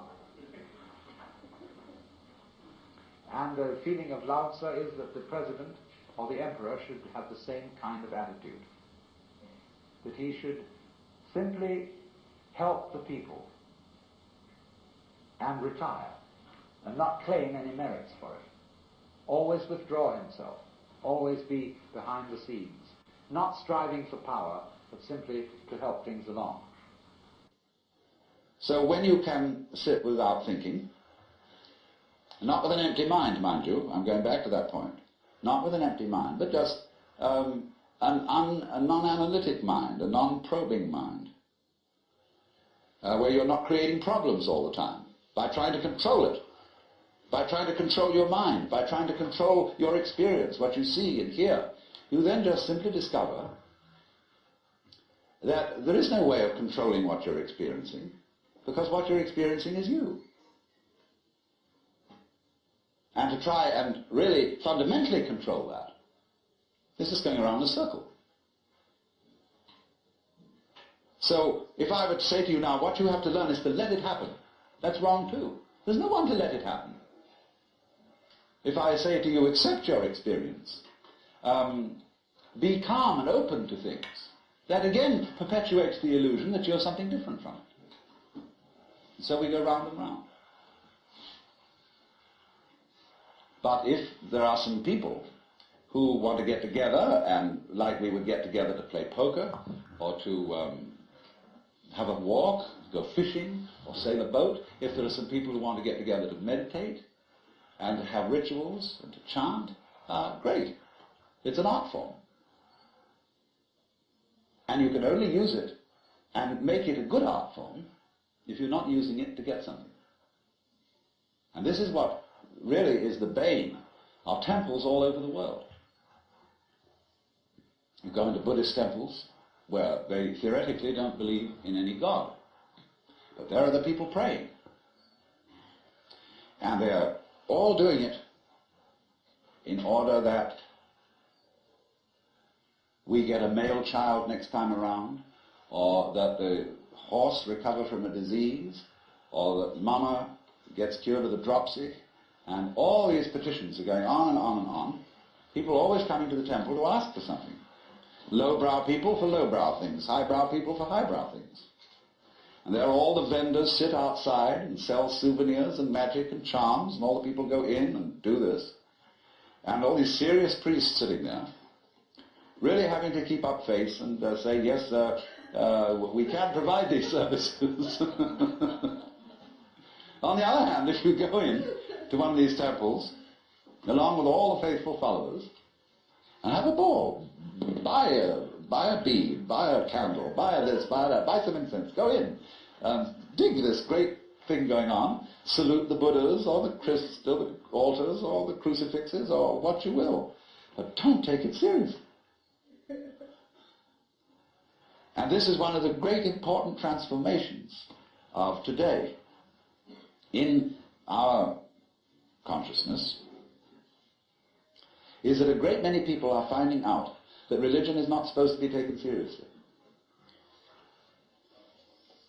This is a shocking thing to many people. There used to be an old saying that a religion is dead when the priests laugh across the altars. That's true in one sense. When the priests know that they've got a racket going, and they don't believe one word of it, and they're laughing across the altar because of all these suckers around doing it, then it's true. The religion is dead. But when the priests laugh at the altars, because they're having such fun, because this whole scene is so beautiful, well, it's the difference between some stuffy old Buddhist priest humming a sutra and Allen Ginsberg chanting a sutra. That's a thing to hear. Because the priests are going, they go on for interminably. It's a ball. They're sick of it. But they get paid for it. This is magical.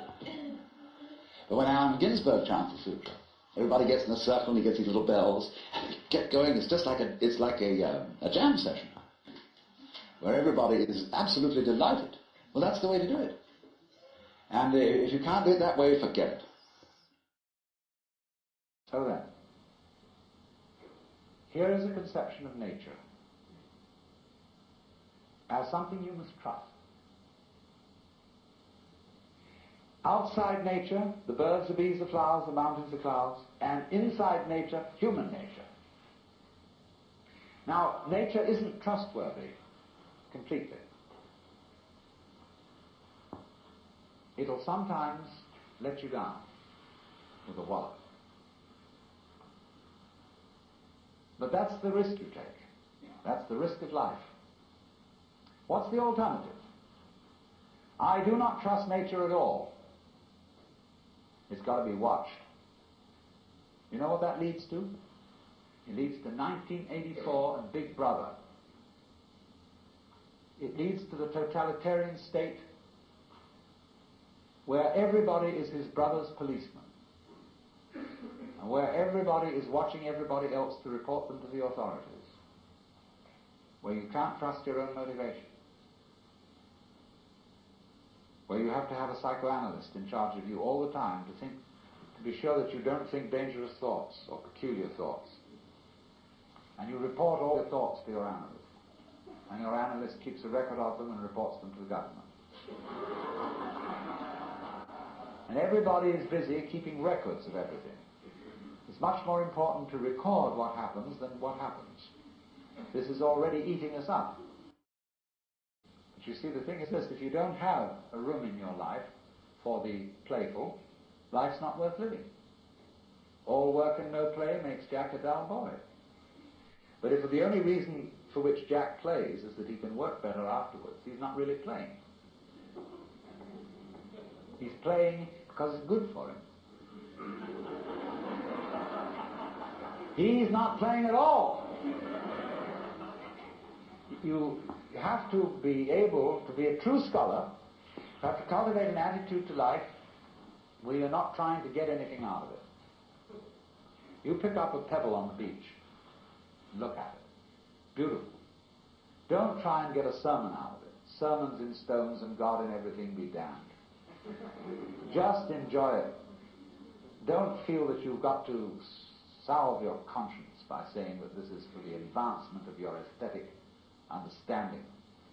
Enjoy the pebble. If you do that, you become healthy. You become able to be a loving, helpful human being. But if you can't do that, if you can only do things because they are somehow you're going to get something out of it, you're a vulture. So, we have to learn. We don't have to, we don't have to do anything. You don't have to go on living. But it's a great idea, it's a great thing, if you can learn what the Chinese call purposelessness. They think nature is purposeless. When we say something's purposeless, that's put down. There's no future in it. It's a washout. But when they hear the word purposeless, they think that's just great. It's like the waves washing against the shore, going on and on and on forever with no meaning.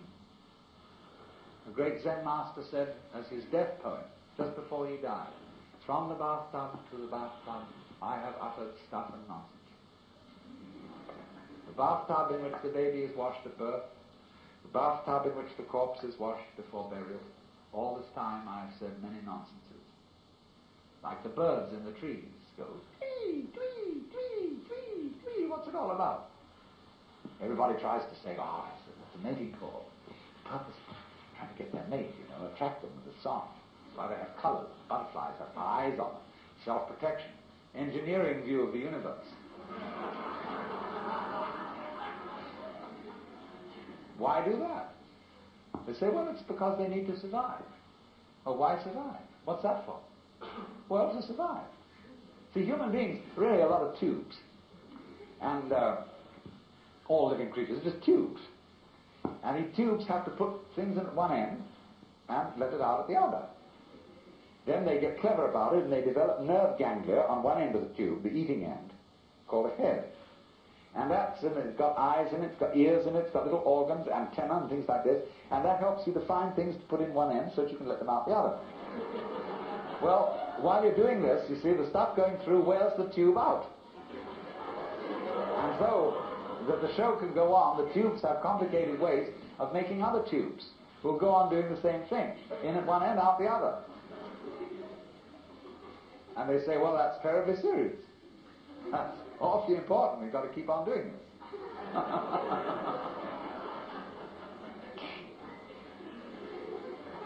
But when Chinese say nature is purposeless, this is a compliment. It's like the idea, the Japanese have a word, yugen, and they describe Yugen as watching wild geese fly and be hidden in the clouds, as watching a ship vanish behind a distant island, as wandering on and on in a great forest with no thought of return. Haven't you done this? Haven't you gone on a walk with no particular purpose in mind? Carry a stick with you and you occasionally hit at old stumps and wander along and sometimes twiddle your thumbs. It's at that moment that you are a perfectly rational human being. You learn purposelessness. All music is purposeless. Is music getting somewhere? If it were, if the aim of music were, of a symphony, were to get to the final bar, the best conductor would be the one who got there fastest. See, dancing, when you dance, do you aim to arrive at a particular place on the floor? Is that the idea of dancing? The aim of dancing is to dance, is the present. Well, it's exactly the same with our life. We think life has a purpose. I remember the preachers used to say, when I was a small boy, I'd always hear it, we must follow God's purpose, His purpose for you and His purpose for me. When I asked these cats what the purpose was, they never knew. They didn't know what it was. They had a hymn. God is working His purpose out as year succeeds to year. God is working His purpose out and the time is drawing near.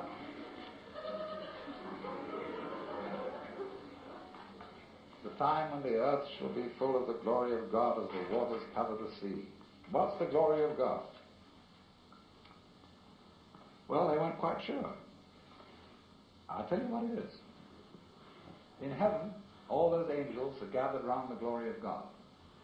That is to say, the which than which there is no witcher. Catholics call it the beatific vision, the Jews call it the Shekinah. And they're all those angels. And they're standing around it and they're saying, Alleluia, Alleluia, Alleluia, Alleluia. It means nothing. They're just having a ball. See, that's what happened in the beginning. When God created the universe, it was created like all stars, all planets, all galaxies. They're vaguely spherical. He created this and He said, have a ball.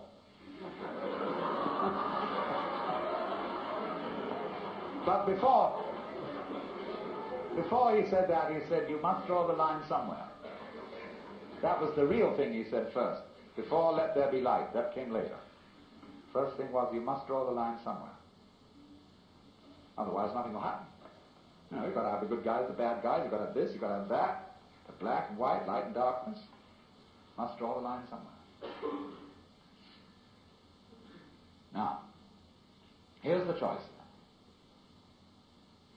Are you going to trust it or not? If you do trust it, you may get let down. And this it is yourself, your own nature, and all nature around you. There are going to be mistakes. But if you don't trust it at all, you're going to strangle yourself. You're going to fence yourself round with rules and regulations and laws and prescriptions and policemen and guards, and who's going to guard the guards, and who's going to look after Big Brother to be sure that he doesn't do something stupid. No go. Supposing I get annoyed with somebody in the audience, and I'm going to throw this ashtray at them. But I don't want to hit my friend sitting next to that person. I want to be absolutely sure this ashtray hits that individual. And so I don't trust myself to throw it. I have to carry it along and be sure I hit that person on the head. See, I don't throw it because I can't let go of it. To throw it, I must let go of it. To live, I must have faith. I must trust myself to the totally unknown. I must trust myself to a nature which doesn't have a boss, because a boss is a system of mistrust. That is why Lao Tzu's Tao loves and nourishes all things, but does not lord it over them.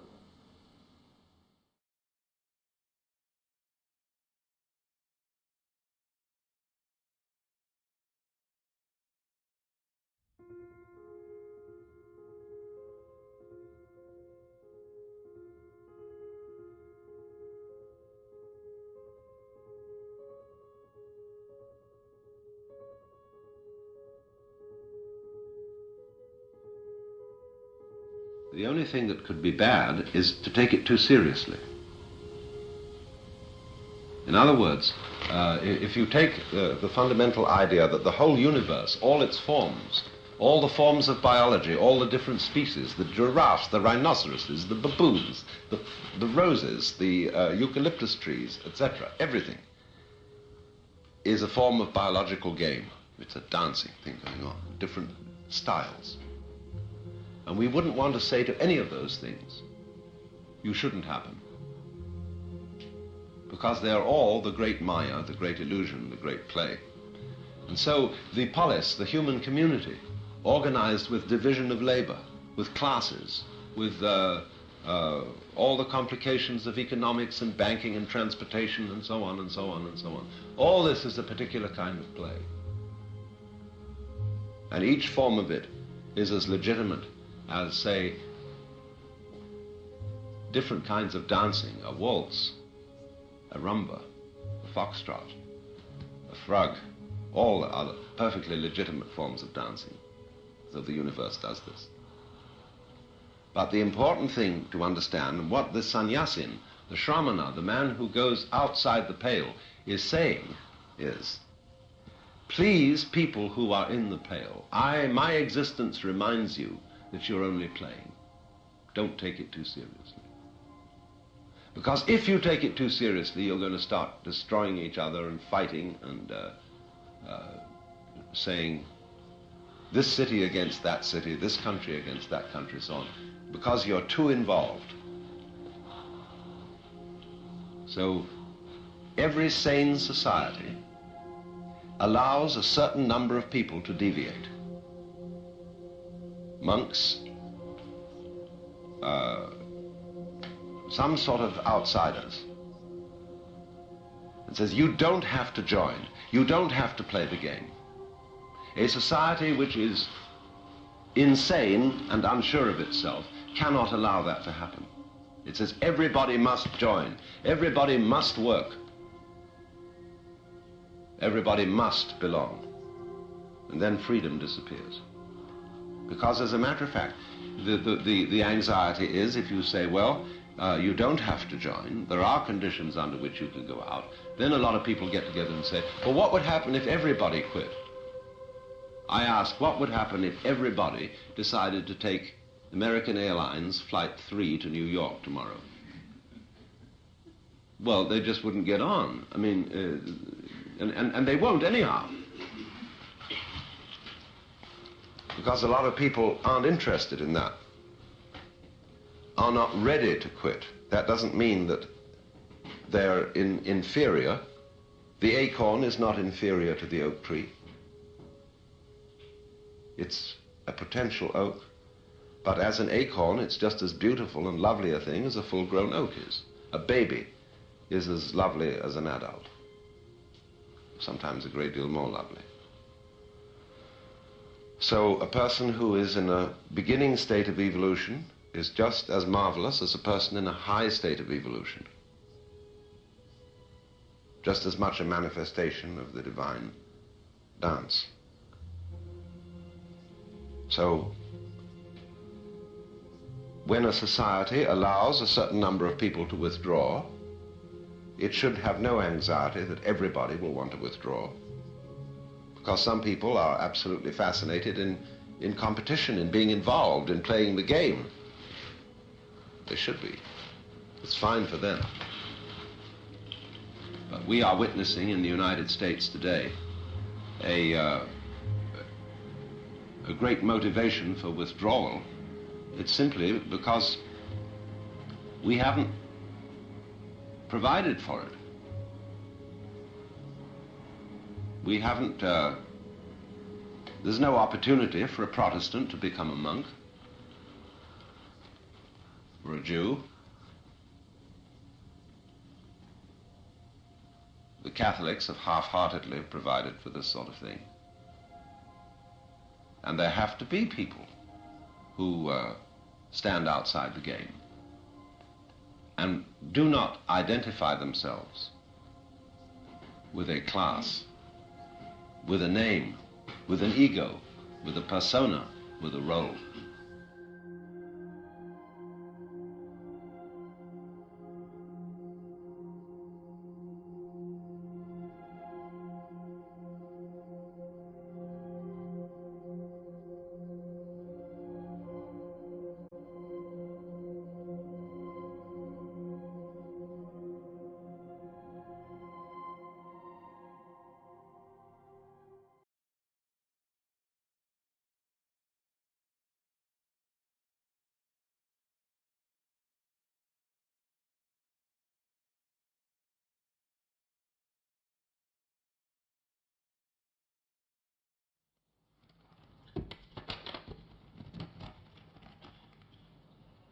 You seem to object even to our sitting quietly every day to observe the movement of thought.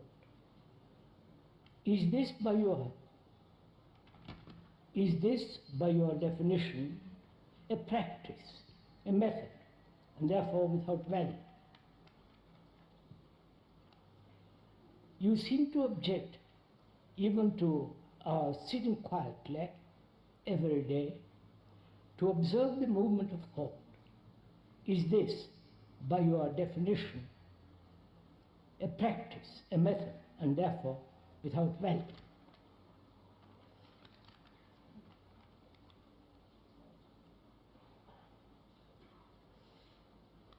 I would like to read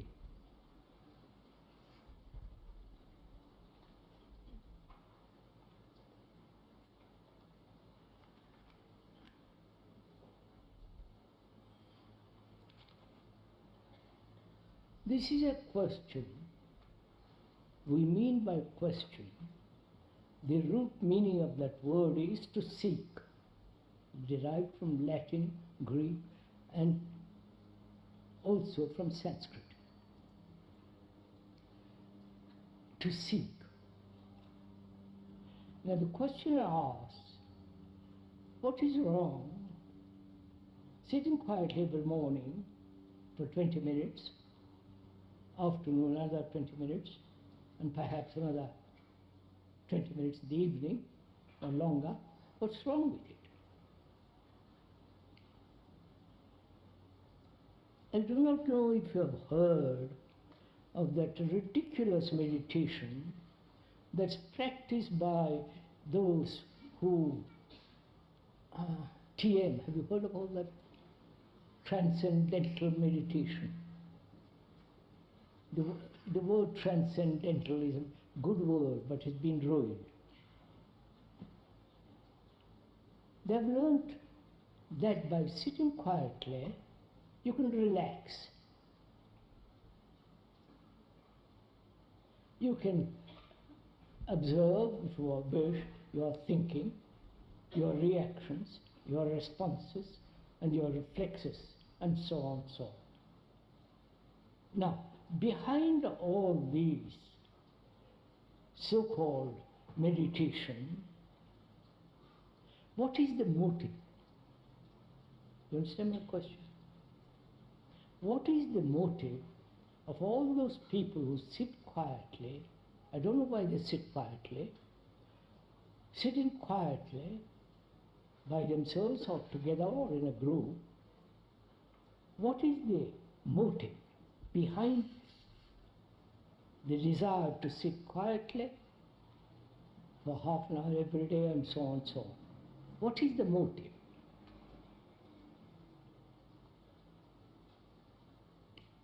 Isn't that important to inquire before you sit quietly for 20 minutes a day or half an hour a day or whatever you do? Isn't it important to find out why you want to do this?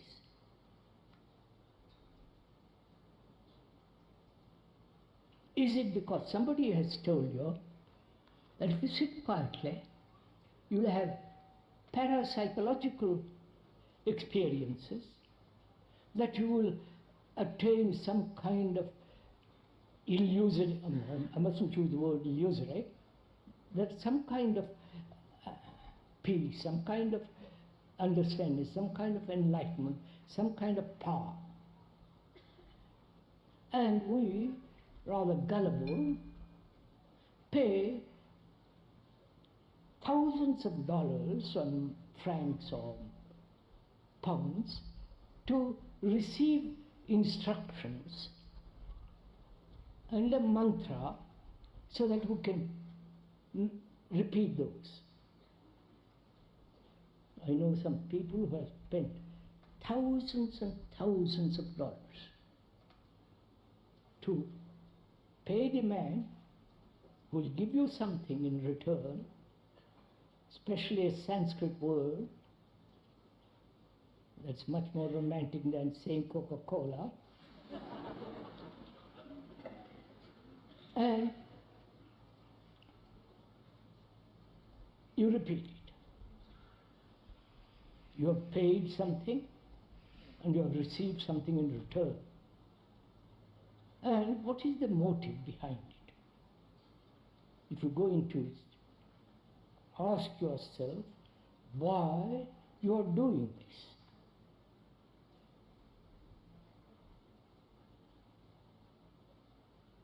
Is it for a reward?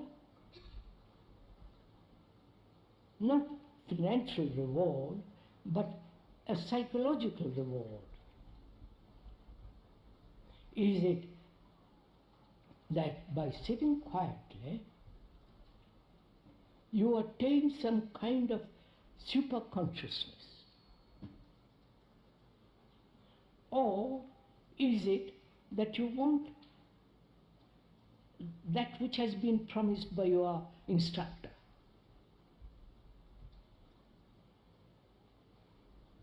So isn't it important, before we plunge into all this kind of business, to find out what is your motive, what is it you want? Isn't it important? But we see, we don't do that. We are so eager and gullible that somebody promises you something and you want it. Now, if you examine the motive, it is a desire to achieve something. Like a businessman, his desire is to earn a lot of money. That's his urge. Here, the psychological urge is to have something that you think the other man, a guru or an instructor, and all the rest of it, promises. You don't question what he promises. You don't doubt what he promises. You don't say, do you do it? Do you levitate? You know that about that, do you?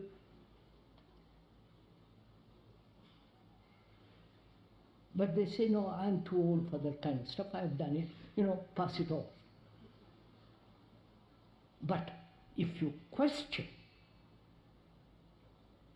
the man who is offering you something, is it worthwhile?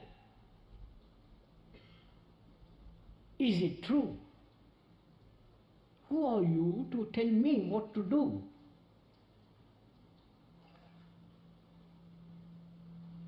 Then you will find that sitting quietly without understanding your motive leads to all kinds of illusory psychological troubles.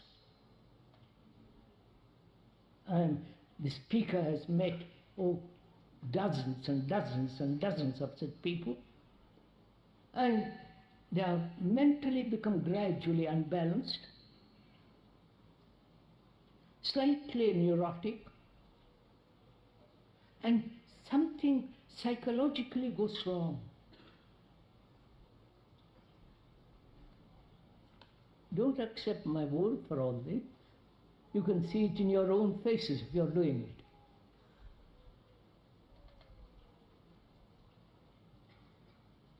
So, if that is the intention of sitting quietly, then it isn't worth it. Naturally. But sitting quietly, or standing or walking, without any motive. The word motive means movement. Power, the power to move. And when you're walking quietly by yourself or with somebody, You can watch the trees, the birds, and the rivers, and the mountains, and the sunshine on the leaves, and so on, so on.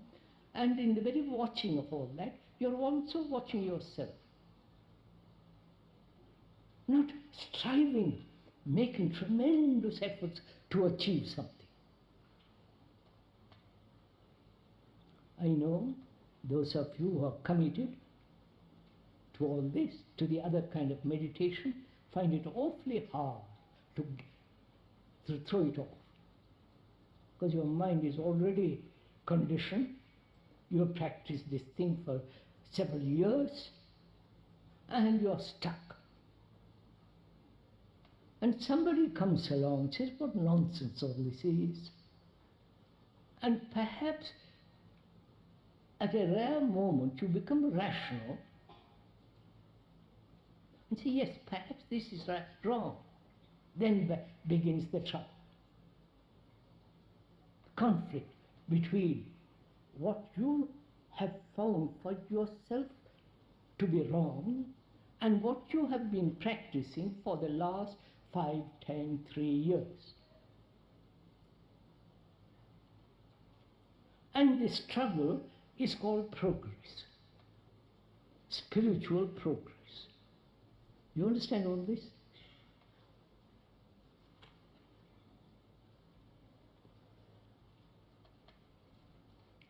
So,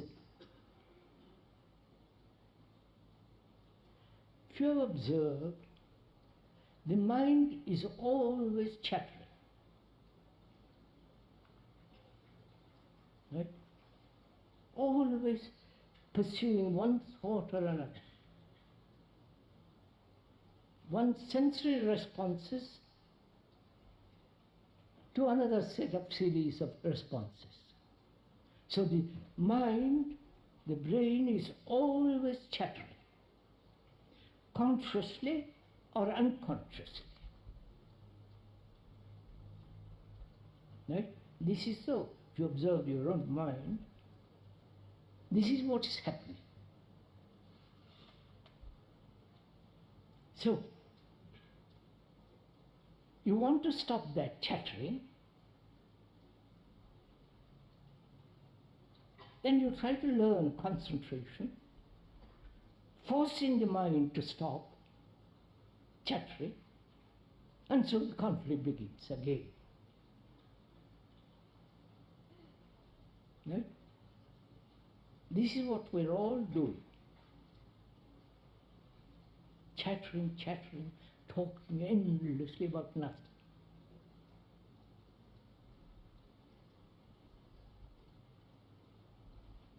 Now, if you want to observe something, a tree, a flower, the lines of the mountains, you have to look, you have to be quiet. But you see, we are not interested in the mountains, or the beauty of the hills and the valleys and the waters. We want to get somewhere, achieve something spiritually, essentially, when we are young, because we're dissatisfied with the society as it is, with all the corruption that goes on. But we don't mind being corrupted spiritually. Right?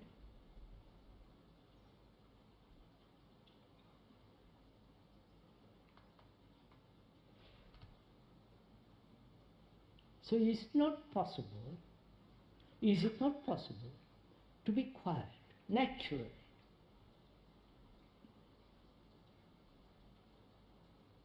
To look at a person, or to listen to a song, or to listen to what somebody is saying quietly, without resistance, without saying, I must change, I must do this, I must not do that.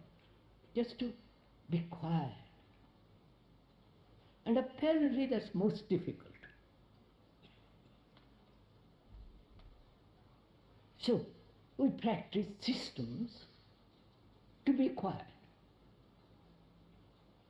You see the fallacy of it? to practice a method, a system, a regular, everyday routine, but then you think the mind will at last be quiet. But it will never be quiet. It will be mechanical. It will become set in a pattern. It will become dull, insensitive. And so, but you don't see all that, but you want to get something. An initiation. Oh, for God's sake, it's all so childish.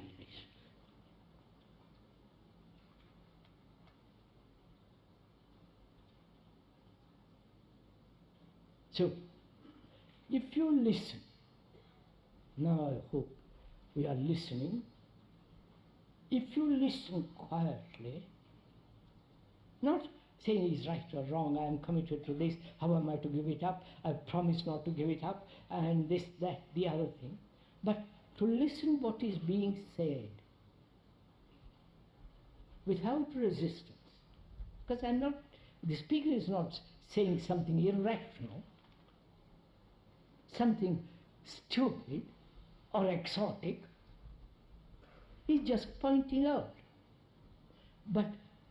And if you can listen to that, what he's pointing out,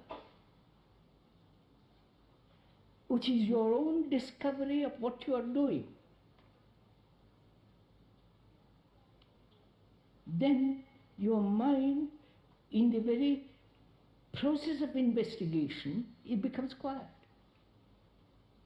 You understand this? I do not know if you have talked to any serious scientist, and if you have, serious, not those who are employed by the government, who are trying to compete with another scientist, who are really scientists, that is, to discover something totally new, to discover the cause of anything, who go beyond the inquiry of mere matter.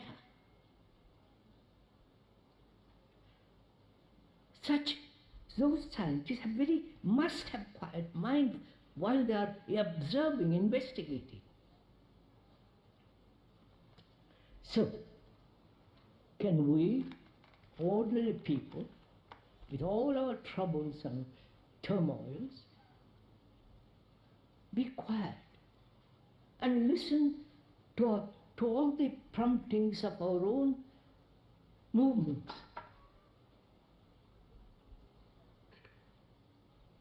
But apparently that appears most difficult.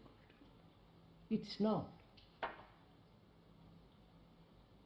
If you are interested in something, you are naturally attentive.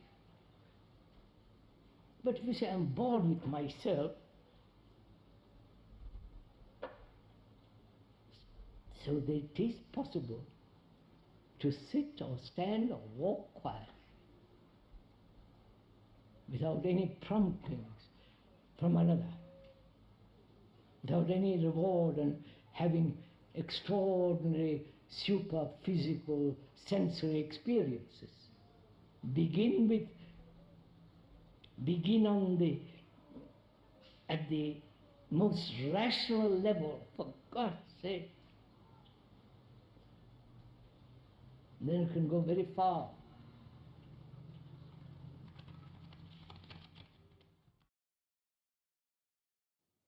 St. Paul said that the laborer is worthy of his hire.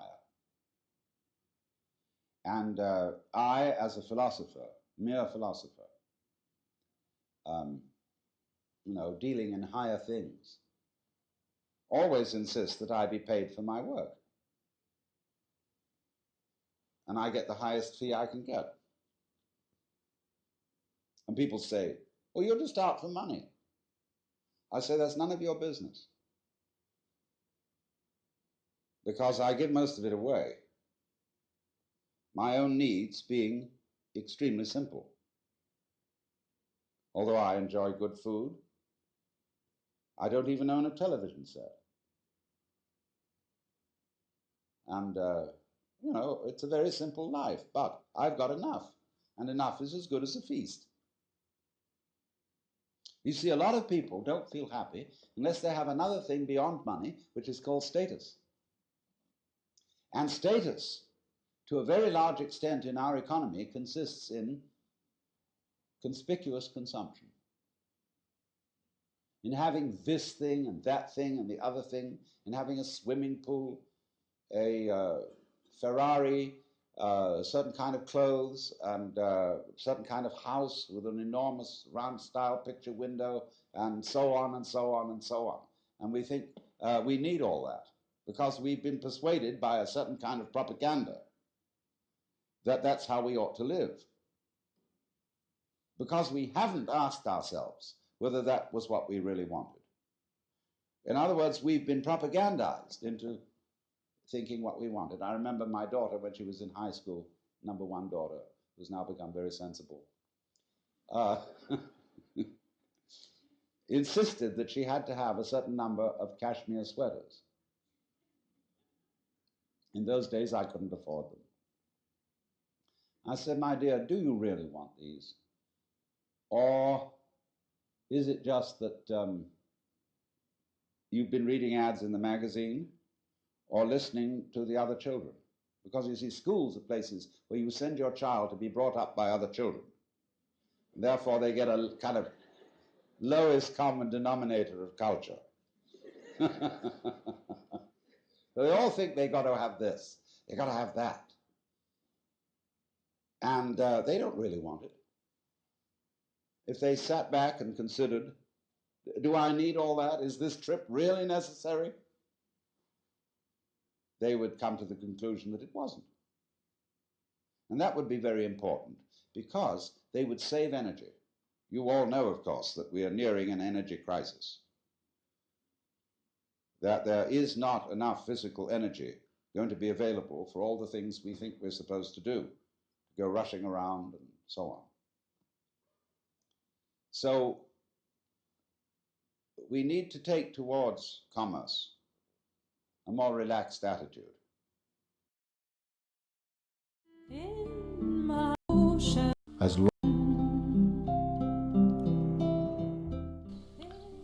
As long as we have the sense of being a person, we're up to something. Your mind is up to something. It wants to go to the next point. It wants to have the next sensation. While it's having breakfast, it's thinking, what's for lunch? When it's having lunch, what's for dinner? It's always on the move. And we know this. Something's always moving from circumstances to circumstances, situation to situation. What is it that's not moving? Try to grab it. Don't try to grab it. You don't try to grab it. Don't try to grab anything. I said don't try anything. No. You're here, you see. Don't try anything. I hear your words, but they don't make any sense to me. Yes. They're so abstract. Huh? They're so abstract. So abstract. The mind is saying they are so abstract. Can you imagine I'm speaking to you and I'm saying for one moment don't do anything and you say it's abstract. So what you must be doing all your life, you've been on the move. All your life you must be on the move. So one time I tell you you don't have to move at all. Don't try anything at all. And you say, oh, it's so abstract. And sometimes we say don't do and then you try not to do. Be nothing and you try to be nothing. I say no. So the mind is there, even that, you see. So just be nothing. It says, okay. It says, no, what? With nothing, I said. You see, the mind has been involved in everything. This is what has been happening. Everything. It's not giving you a moment's rest. Thank God for sleep. It's not given, he says, the waking state belongs to me. Okay. I won't give one moment free to you just to be. So now I'm telling you, that's over now. And you say, well, it seems so abstract to me. I can't connect, you see. How can I live without a job? Mind is asking, how can I live without a job? I cannot do. So this is very important thing for you, especially. What is that in you which is not a doer, not doing? Yeah. Don't use your mind, you see. You're still using your mind. What is it that's not do? The mind turns it into a puzzle. It's not a puzzle. The mind turns it into a puzzle, like, oh, he's asking me a metaphysical question. Yeah. And I'll tell you, you are there, but you're not aware of it. You're here, but you're not aware of it, you see. Because always tick-tock, tick-tock, tick-tock, tick-tock. It doesn't matter if mine is tick-tock, tick-tock, tick, but your eyes are tick-tock, tick-tock with mine. And then somehow you're caught in the movement, you're in the traffic. So what's going to happen now? Anything you say, I am going to tell you, I don't want that one. Anything you think, I said, it's not this one.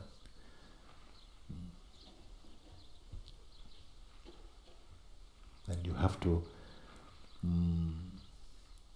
come out of that.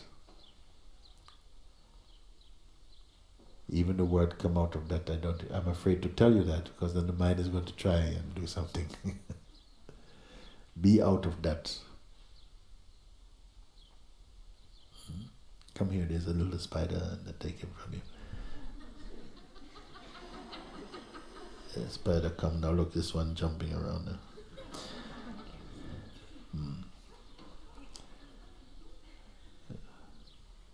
So what we can do or not do? At least you are feeling something inside. It feels uncomfortable, isn't it? It feels uncomfortable because I tell you something you can't do. Mind wants everything that it can do. How much is this? It's your own personal Google. Anything you want, it'll give you some idea. Emptiness. You see? So now I tell you something you can't do, and you feel uncomfortable. Feel this discomfort, you see. Is it fair to say something you cannot do? You cannot achieve it. You cannot achieve it. So, and yet you have to be it. How are you going to do what you are? This is the thing you came here for, and you've got to get it. I don't want to see you leave here being pulled by the mind down the road.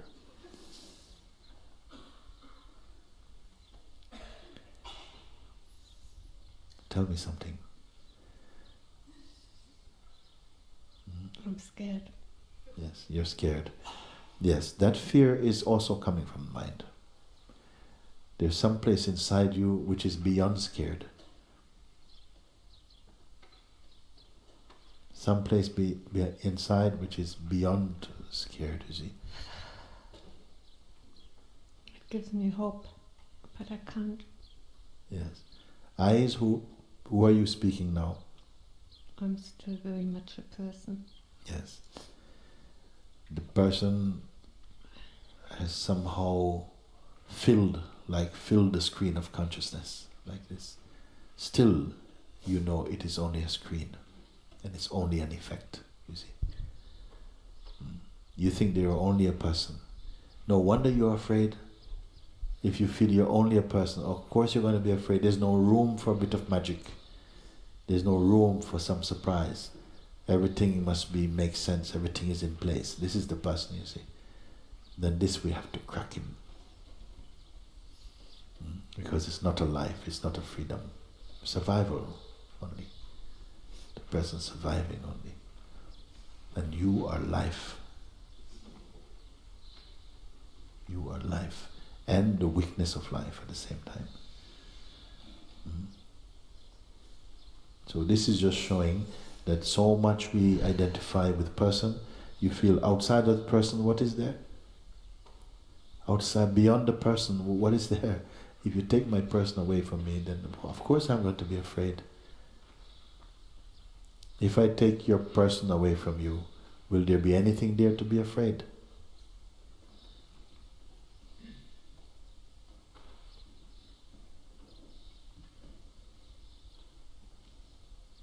And the person I don't have to take because it's not anything. You just have to see it that it's nothing at all. That it came from you, it came out of you. Just like the spider brings a web outside of itself and then go and live in it. You brought the person out of you and now you're living in the person. That's all I know. Huh? I think it's all I know. It's all you know. Yes, yes. I don't know what's true anymore. Yeah, this is a good start.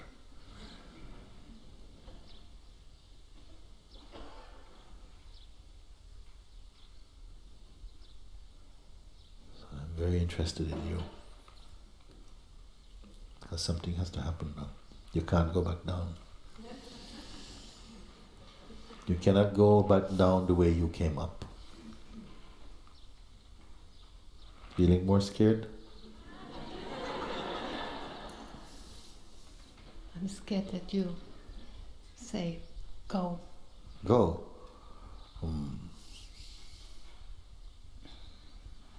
Because I don't want to go like the same as I came. Yeah.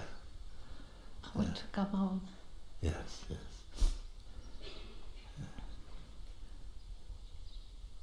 I'm looking through my portions for you. What will happen now? Something has to happen because I can't let you go like that.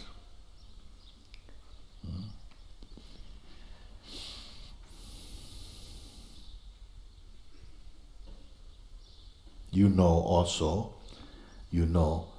I don't want to go back like that. So something knows that. Something already knows what that is, that life is not good. So there must be some gap there already. Something knows enough, because if you are one with it, you cannot know it. You just cannot know it. You see? So there must already be some gap is there for you to say, yes, I don't want to keep living that way. Because you can see, and there must be some power to discern, this is not a happy life. It's not enough. I cannot settle for that now. So there is already some distance there, you see.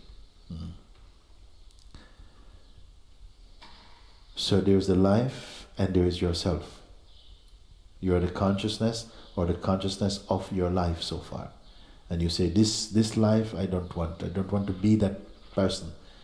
I don't want to be in that role anymore like that. I don't want to believe and be in that role now. If you wrote an autobiography accurately of yourself, page by page, and you say, this is me, this is my life, and somebody took it and threw it in the fire, are you burnt? No. No. Thank you. So in the same way, we leave everything aside now. We're going to take your book of yourself about what you've written, all the things you think and all you want, and so on. We put it in the fire now for now. And leave it there. And I'm putting petrol on it. And you're still here. Who are you now? Everything you have taken out, everything you have emptied out of yourself, what you have written, you've put out. Now we put it in the fire now. Now, what is remaining now? What is here? Who are you here? Take all these things away from you. All your souvenirs, all your ideas, all your everything for a moment. Just because I only want to see what is left if you take all these things out. Because there was a time when they were not there. And you were happy. So we've grown into adult mind, very complex mind, A lot of things you brought with you, a lot of stuff. So I'm taking them off for you just for a moment. Take the weight off you for a moment now. Everything off, off, off. Now what is here now? Speak from this place. What is here? Without your stuff, without your gear. Then I don't know who I am. It is okay to not know who you are. There's more space in not knowing who you are than in thinking you know who you are. First thing. Some people very much have a sense of, I know who I am, okay? And when you're dealing with them, it's something very tight, very tight. But if you say, I don't know who I am, but still you are. I am, but I don't know exactly who or what that is. There's a space in that.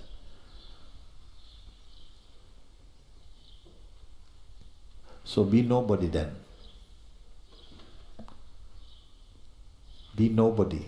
Even for a few minutes, be nobody. And then when you want, you can become somebody, if you want. So try and be just now nobody.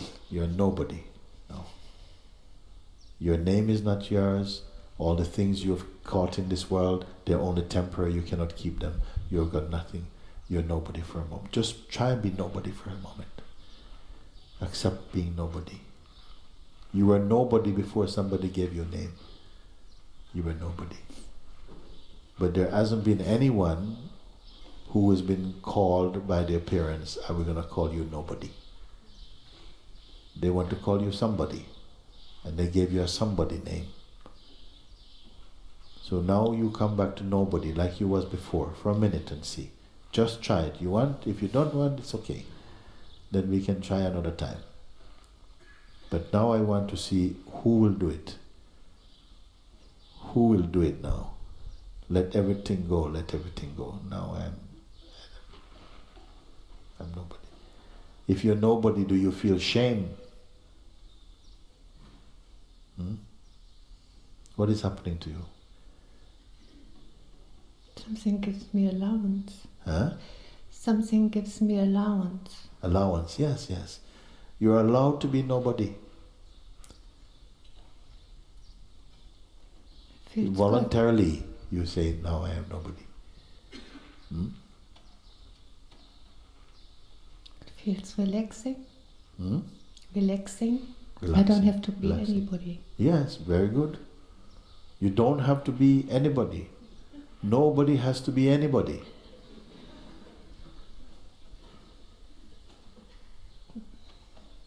But we can let the world think you are somebody. But you know you are nobody. But some part of me always wants to be special. And that's the part that hurts. And I want to kill it. I want to get rid of it. Yeah, no, you just be nobody.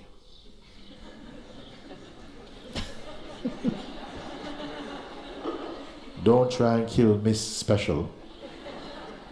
Just be nobody. When you're nobody, do you want to kill anything?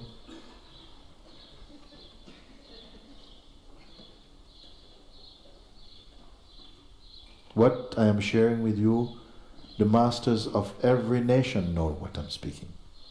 All those who are liberated know exactly, and their heart love these words. They know them in a beautiful way. The mind doesn't like these words. It definitely wants to be somebody, and the best somebody you can be.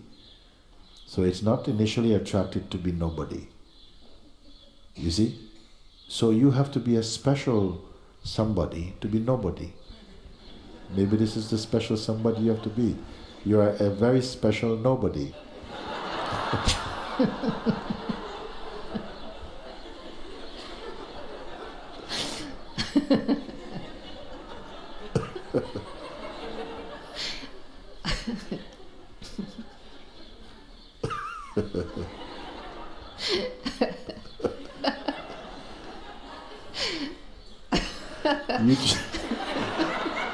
You be nobody and then tell me when you're tired of being nobody and when you want to be somebody again. This you will do. Be nobody and then you say, look, I'm tired of being nobody, I want to be somebody.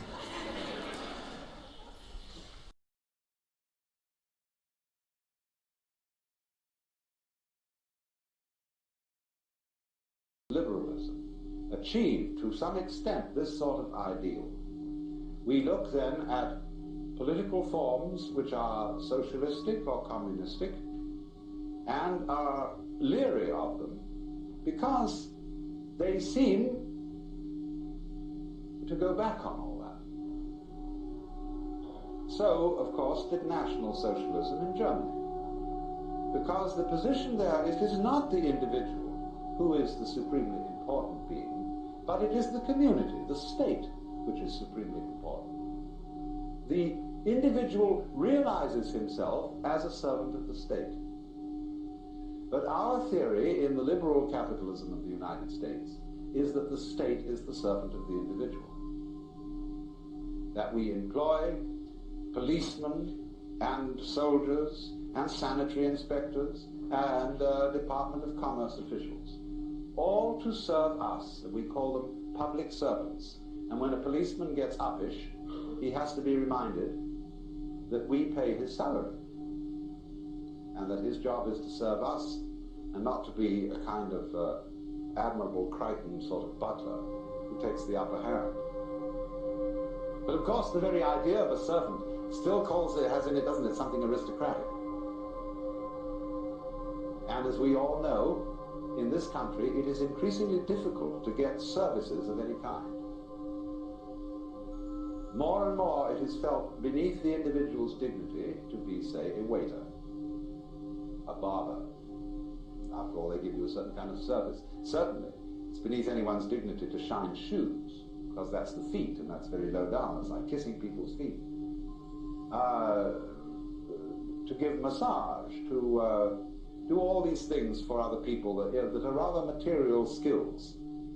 Increasingly, you have to get them in another way, either by a do-it-yourself system or by some sort of machinery. And so in the same way, people who used to give service want to translate themselves professionally. People who were formerly called undertakers now call themselves morticians. Janitors call themselves maintenance services. I suppose barbers will soon call themselves tonsorial experts. All sorts of things like that are happening right now in order to give the sense of equality all round. And so the guy who gives you gas at the garage will notice your first name on your credit card and will address you by it. I get very irritated to be called Al. I just don't respond to that form of address at all. But I suppose that's my British snobbishness. But here it is, you know, everybody slaps everybody's back. Now, I was very puzzled by this when I first came to live in California. Because here the use of first names and this kind of familiarity is extraordinarily common. And when I found myself on first name terms with a man who was in a certain sense my boss, who was the president of the University of the Pacific, I felt distinctly uncomfortable. The reason I felt uncomfortable was that I felt the whole thing was insincere. That there was not the kind of relationship between us which would normally be represented by being on first name terms. But there was what was much worse, and sort of effort to prove that there really ought to be that kind of relationship, when neither side had any intention of forming it. And that's very baffling if you come from outside. And you don't know, I suppose, what all good born and bred Californians know. What are the cues? The subliminal cues which distinguish one form of first name address from another. Of course, what eventually happens is that people have two first names. The published one and the nickname, known only to an intimate circle. Used only by an intimate circle. But you see, what we see in this then is the creeping socialism, the creeping abolition of what is precious and what is private and what is property, and feel that as that disappears and as all fences disappear, the collection of human beings will simply dissolve into an amorphous mass. And indeed, there is a danger in that. We have seen people disappear into amorphous masses. We have seen Hitler's legions.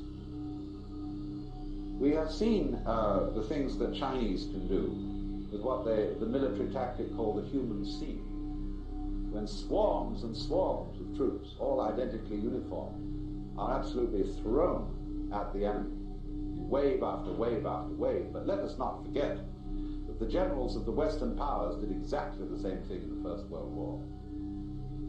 On both sides. They used the tactics of the human sea, in which the lives of individuals meant nothing whatsoever.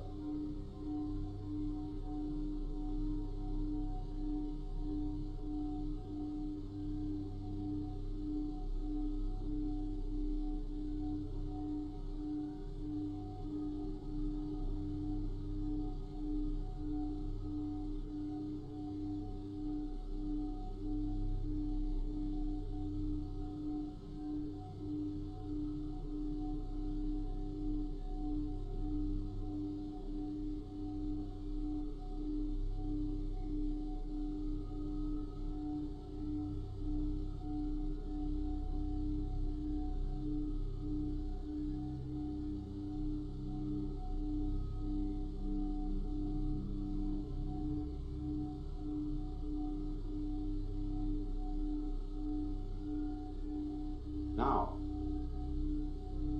there are two different ways of responding to what we will call the invasion of privacy.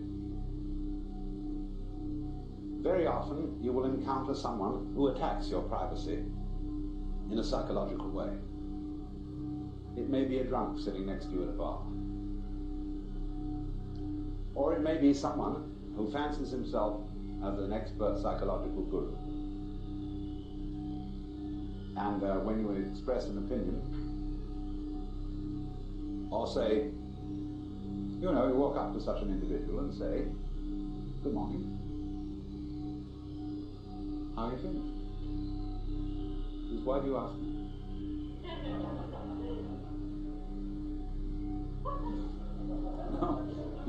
And he immediately, you see, breaks the social rules whereby you communicate with another person without actually saying anything. So phrases like, "How are you? Nice day, isn't it?" are like on a radio, buzzing to be sure that the other side is in communication. And so you make various noises, testing, is that so-and-so, give a call letter, etc., etc., etc., and you know you're in touch. So in the same way, we, in our general daily converse, we feel each other out by saying these little social platitudes, and then we test the person as to whether they, by the sound of the voice, by the smell, which we don't think about, but which we absorb unconsciously, unless they smell very strong. Then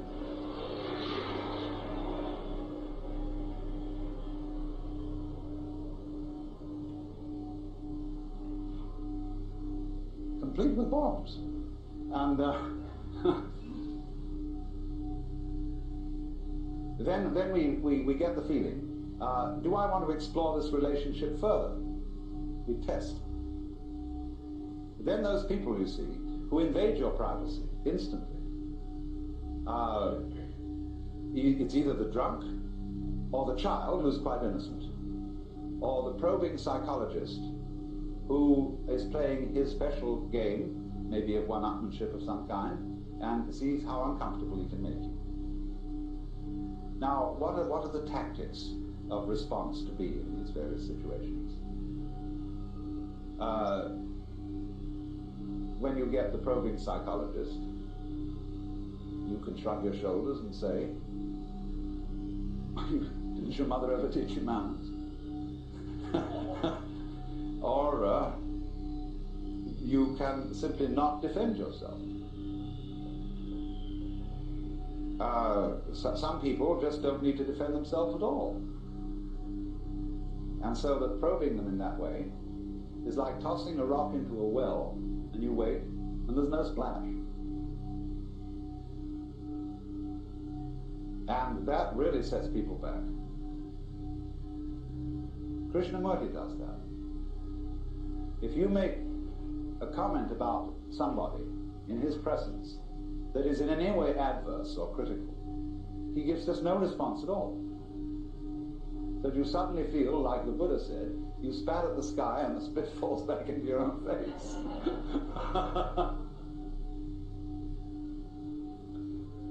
And I was once present where a certain person of that nature was using as his ploy silence. And the silence implied the conversation of everyone else around this table is trivial. Now, it was one of those tangible silences. And suddenly someone at the table turned to him and said, "You know, I can't stand people who use silence as a weapon."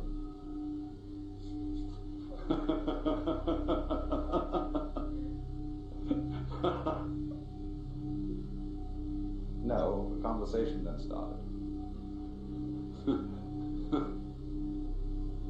But, and it was a very, rather a disagreeable conversation, if I may say so.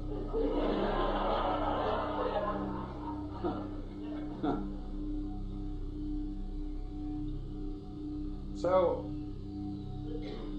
there is, you see, always the response to psychological attack and invasion of privacy, as Allen Ginsberg does it. If anybody presses on him too hard, he'll strip naked. And if anybody challenges him to fight, he said, "All right, you challenge me, I choose the weapons. Who's going to undress first?"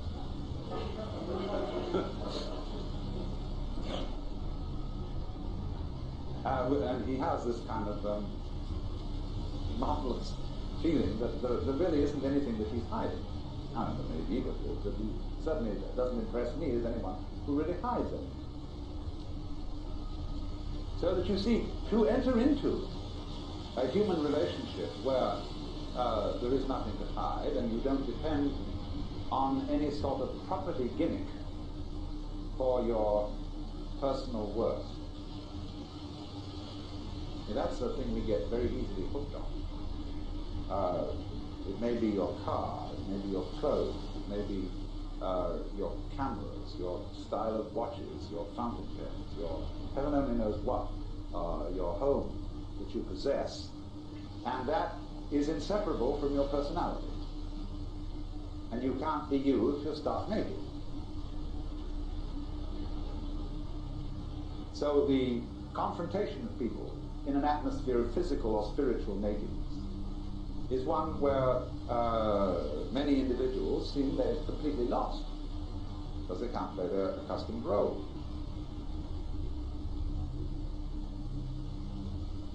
Of course, I have a certain advantage that even if I'm stark naked, I can still talk. But now, supposing they say now, "You shut up."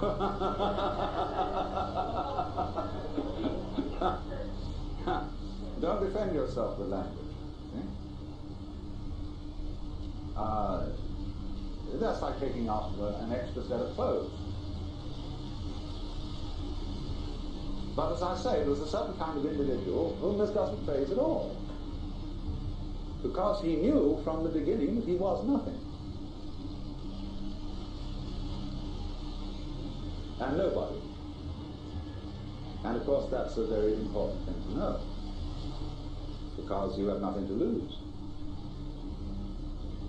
He who sleeps on the floor will not fall out of bed, and he who has nothing to lose has really no fear, either of the loss of his property, his propriety, or his privacy.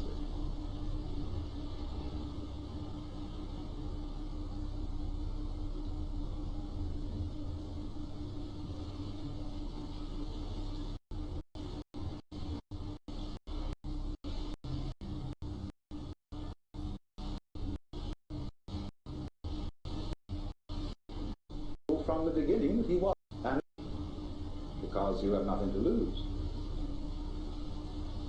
He who sleeps on the floor will not fall out of bed, and he who has nothing to lose has really no fear, either of the loss of his property, his propriety, or his privacy.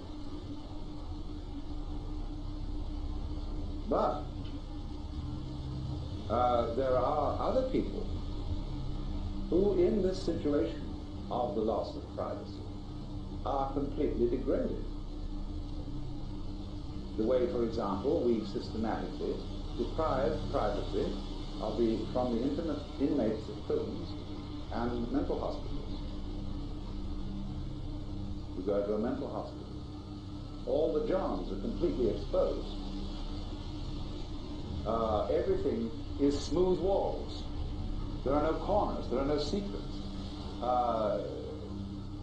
Everybody's sort of herded around, and they all look the same, put the same uniform, have the same haircut, and also in the army, in the Marine boot camps. The first thing is to degrade the individual ritually, so that he has no privacy. And to see what happens to him if you do that. Now you may, the result of this is that you may brainwash him completely and make him nothing more than an obedient tool of the system. And in this case, you see what you've got. You're back again to monarchical politics. And so in a system where the design of the politics is that the community of human beings is ruled, whether by an individual monarch or by a totalitarian state, makes no difference. But the dynamics of that situation is that this community is not a group, it is a crowd.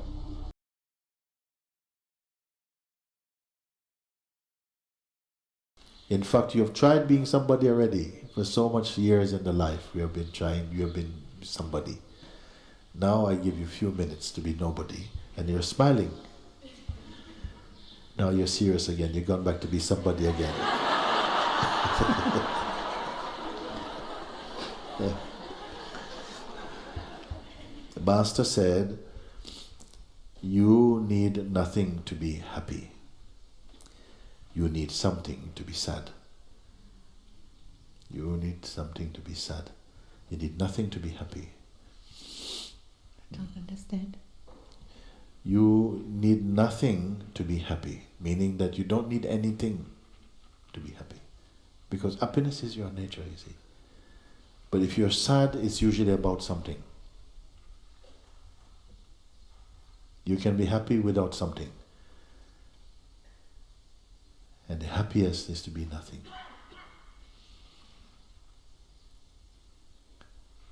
There's a saying, if you want to be happy, nobody can stop you. If you want to be free also, I would tell you, nobody can stop you. Except you.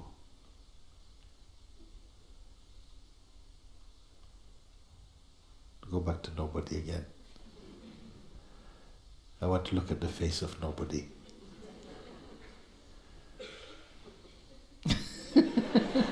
Listen, I prefer nobody. There's somebody, nobody.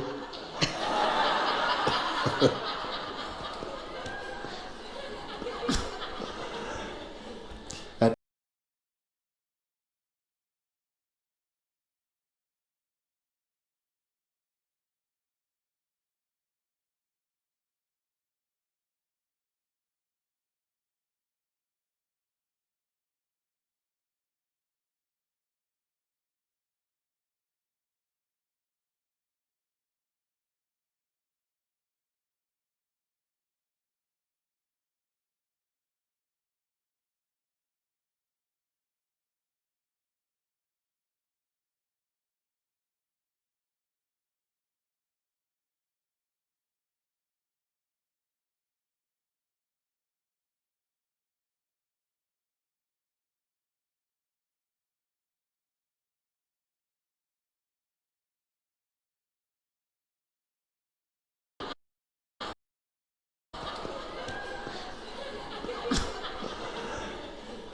And if you speak to people and they ask you who are you, you say, I'm nobody.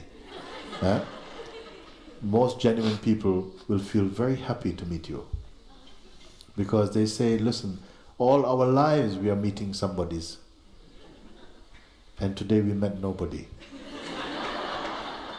And we are very happy. And then they feel, maybe I can be nobody too. I'd like to be nobody like her.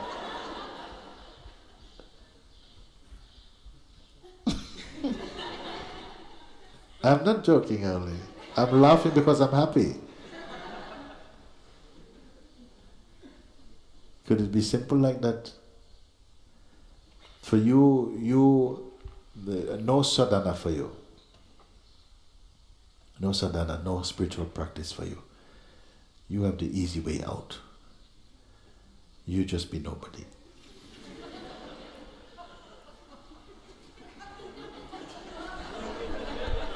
Maybe it's the best sadhana.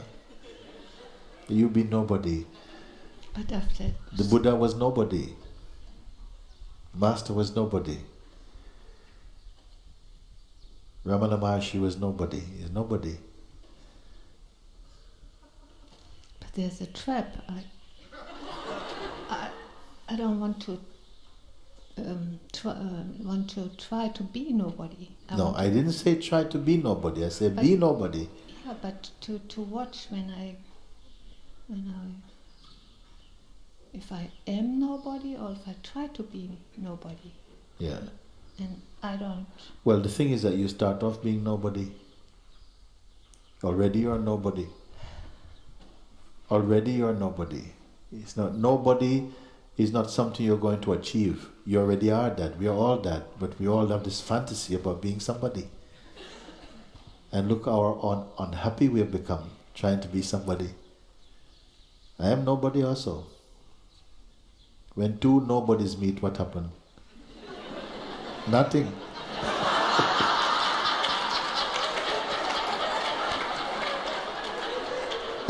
Huh?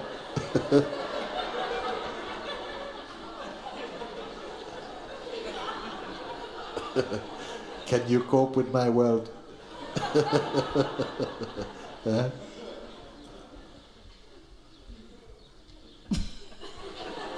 So you don't have to try to be nobody, you just have to remember you're nobody.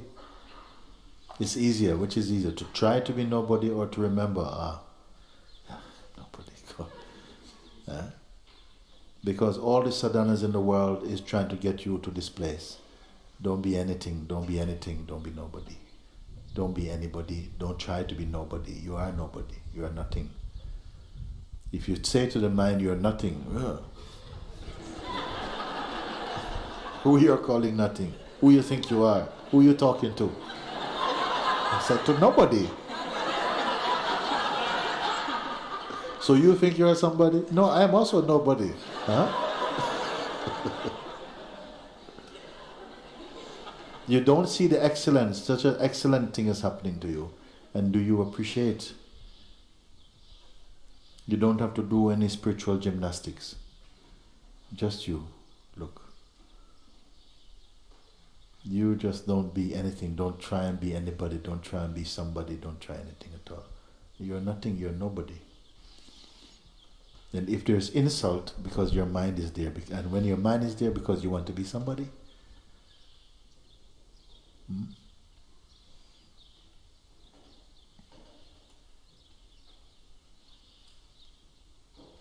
and every time you remember you're nobody, immediately you're a Buddha.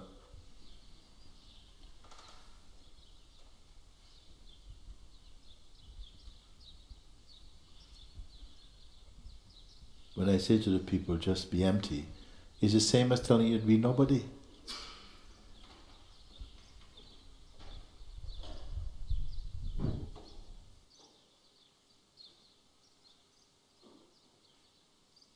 You're ashamed to be nobody?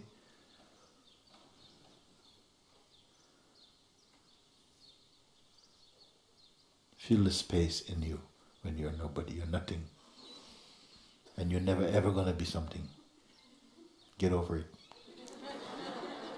Say, this is, oh. It's like if people think you're mad, they leave you alone, no? And then you can do all kinds of things. You can pee in the street and everything. And they say, oh, it's just Johnny's mad. So you're a bit free. You're nobody, then nobody will envy you. Nobody will be jealous of you. Say, me, I'm nobody. Oh, okay, good. You can be my friend. You be nobody. I wonder who understands what I'm speaking. Thank you so much. Very good. Look, how many nobodies there are there. And I wanted to be one of you.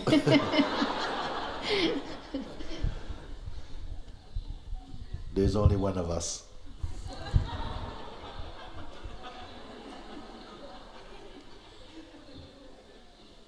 Don't think about it, okay? Huh? I am very happy to speak with you. I was wondering, I wonder if I can find a way for her now. Because if I tell you anything, you must do this and investigate into this, and I see that so maybe it's not going to happen. Then something say, yes, remind you to be nothing. Don't be anything at all. Maybe some people, anything you tell them is too much. Anything they can't do. So I say, okay, don't do anything then. Don't even be you.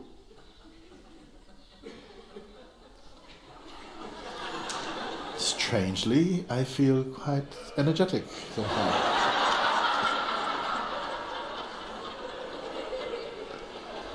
Huh? How are you going to go down now? I don't want to. No. Now, like this, now you can go now. Now you can go because you have done it. You've done it. You've found the secret. You have found the secret. I trust you. This is good. You don't have to tell anybody you're nobody. This is true, don't you? You don't tell people people tell people they are somebody. You know, they think they're somebody. You know? I love to watch this program called X Factor in England. We watch it. Britain's Got Talent. I love these shows because it's powerful satsang for the ego. Many people come, yes, you know, I'm the new legend. And whack! When Guru Simon get them.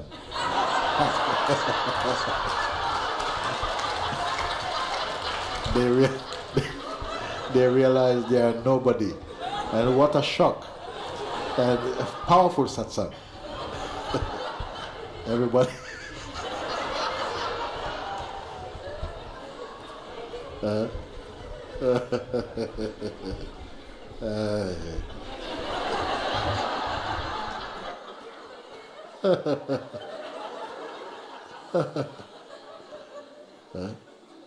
You get it or not?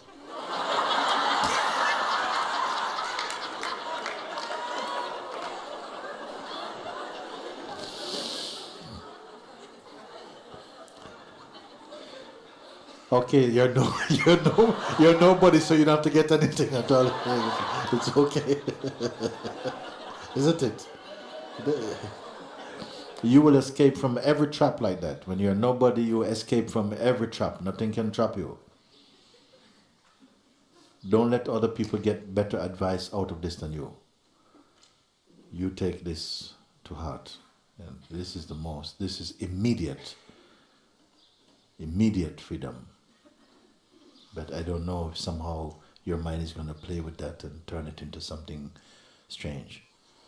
It's most beautiful. Fear arises. A fear arises. Of what?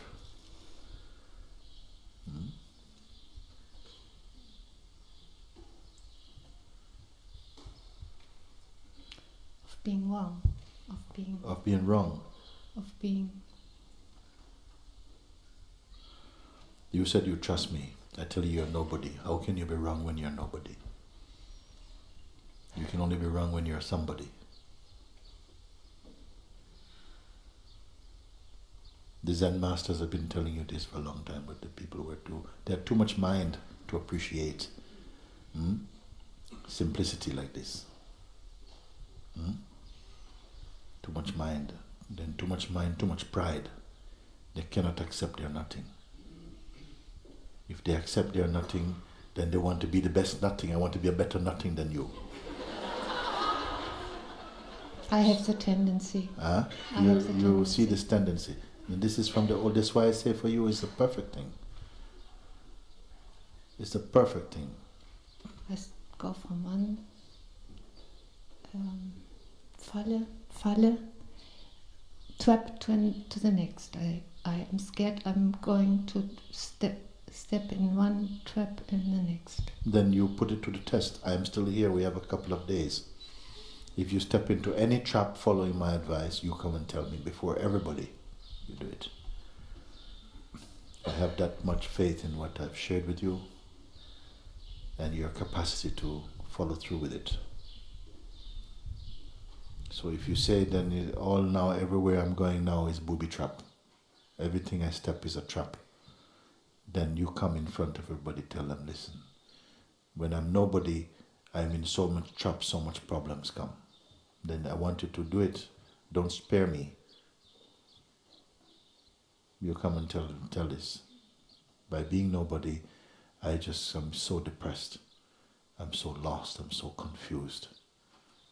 You know, you would need the mind to help you to be that. And nobody has no mind.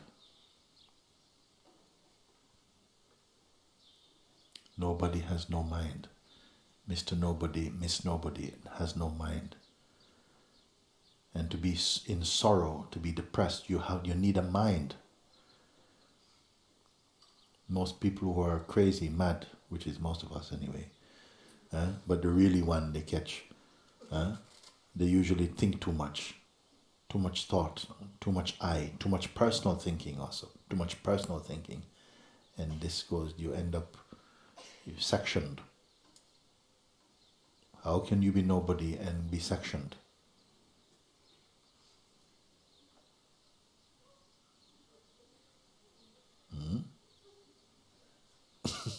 She gets it, I think, over there.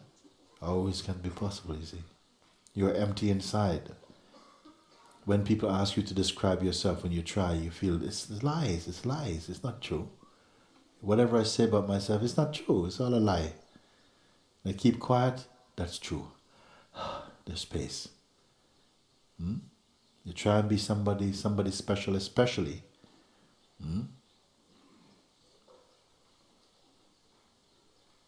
And trouble come, you see.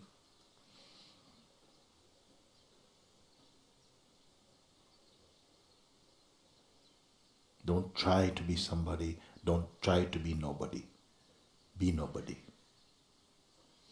You are nobody.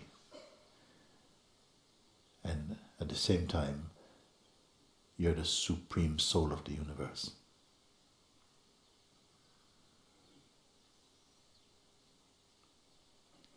Being nobody, you are the very heart of the universe.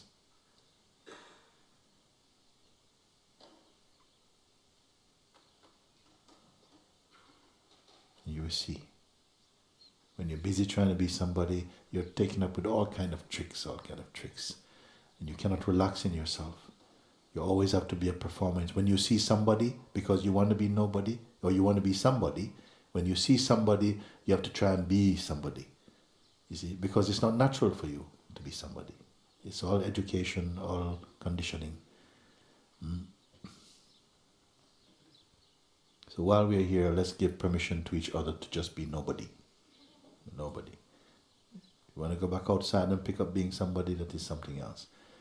With nobody, you can even be Prime Minister of this country and be nobody. And probably the best Prime Minister anybody will ever see. Just you're smart enough not to say that.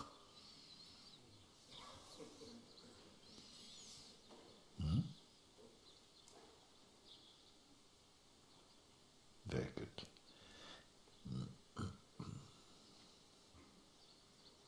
Thank you. Carla. Very good. Very good. Wonderful. Very happy. happy to see you. Yeah. Stay happy like that.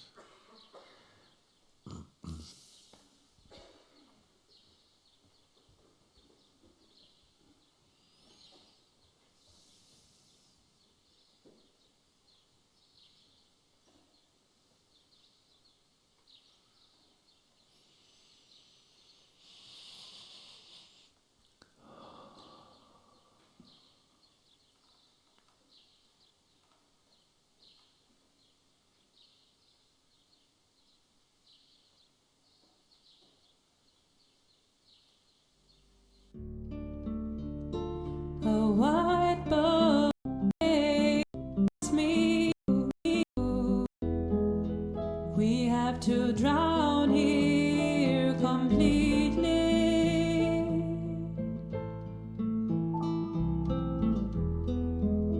If we truly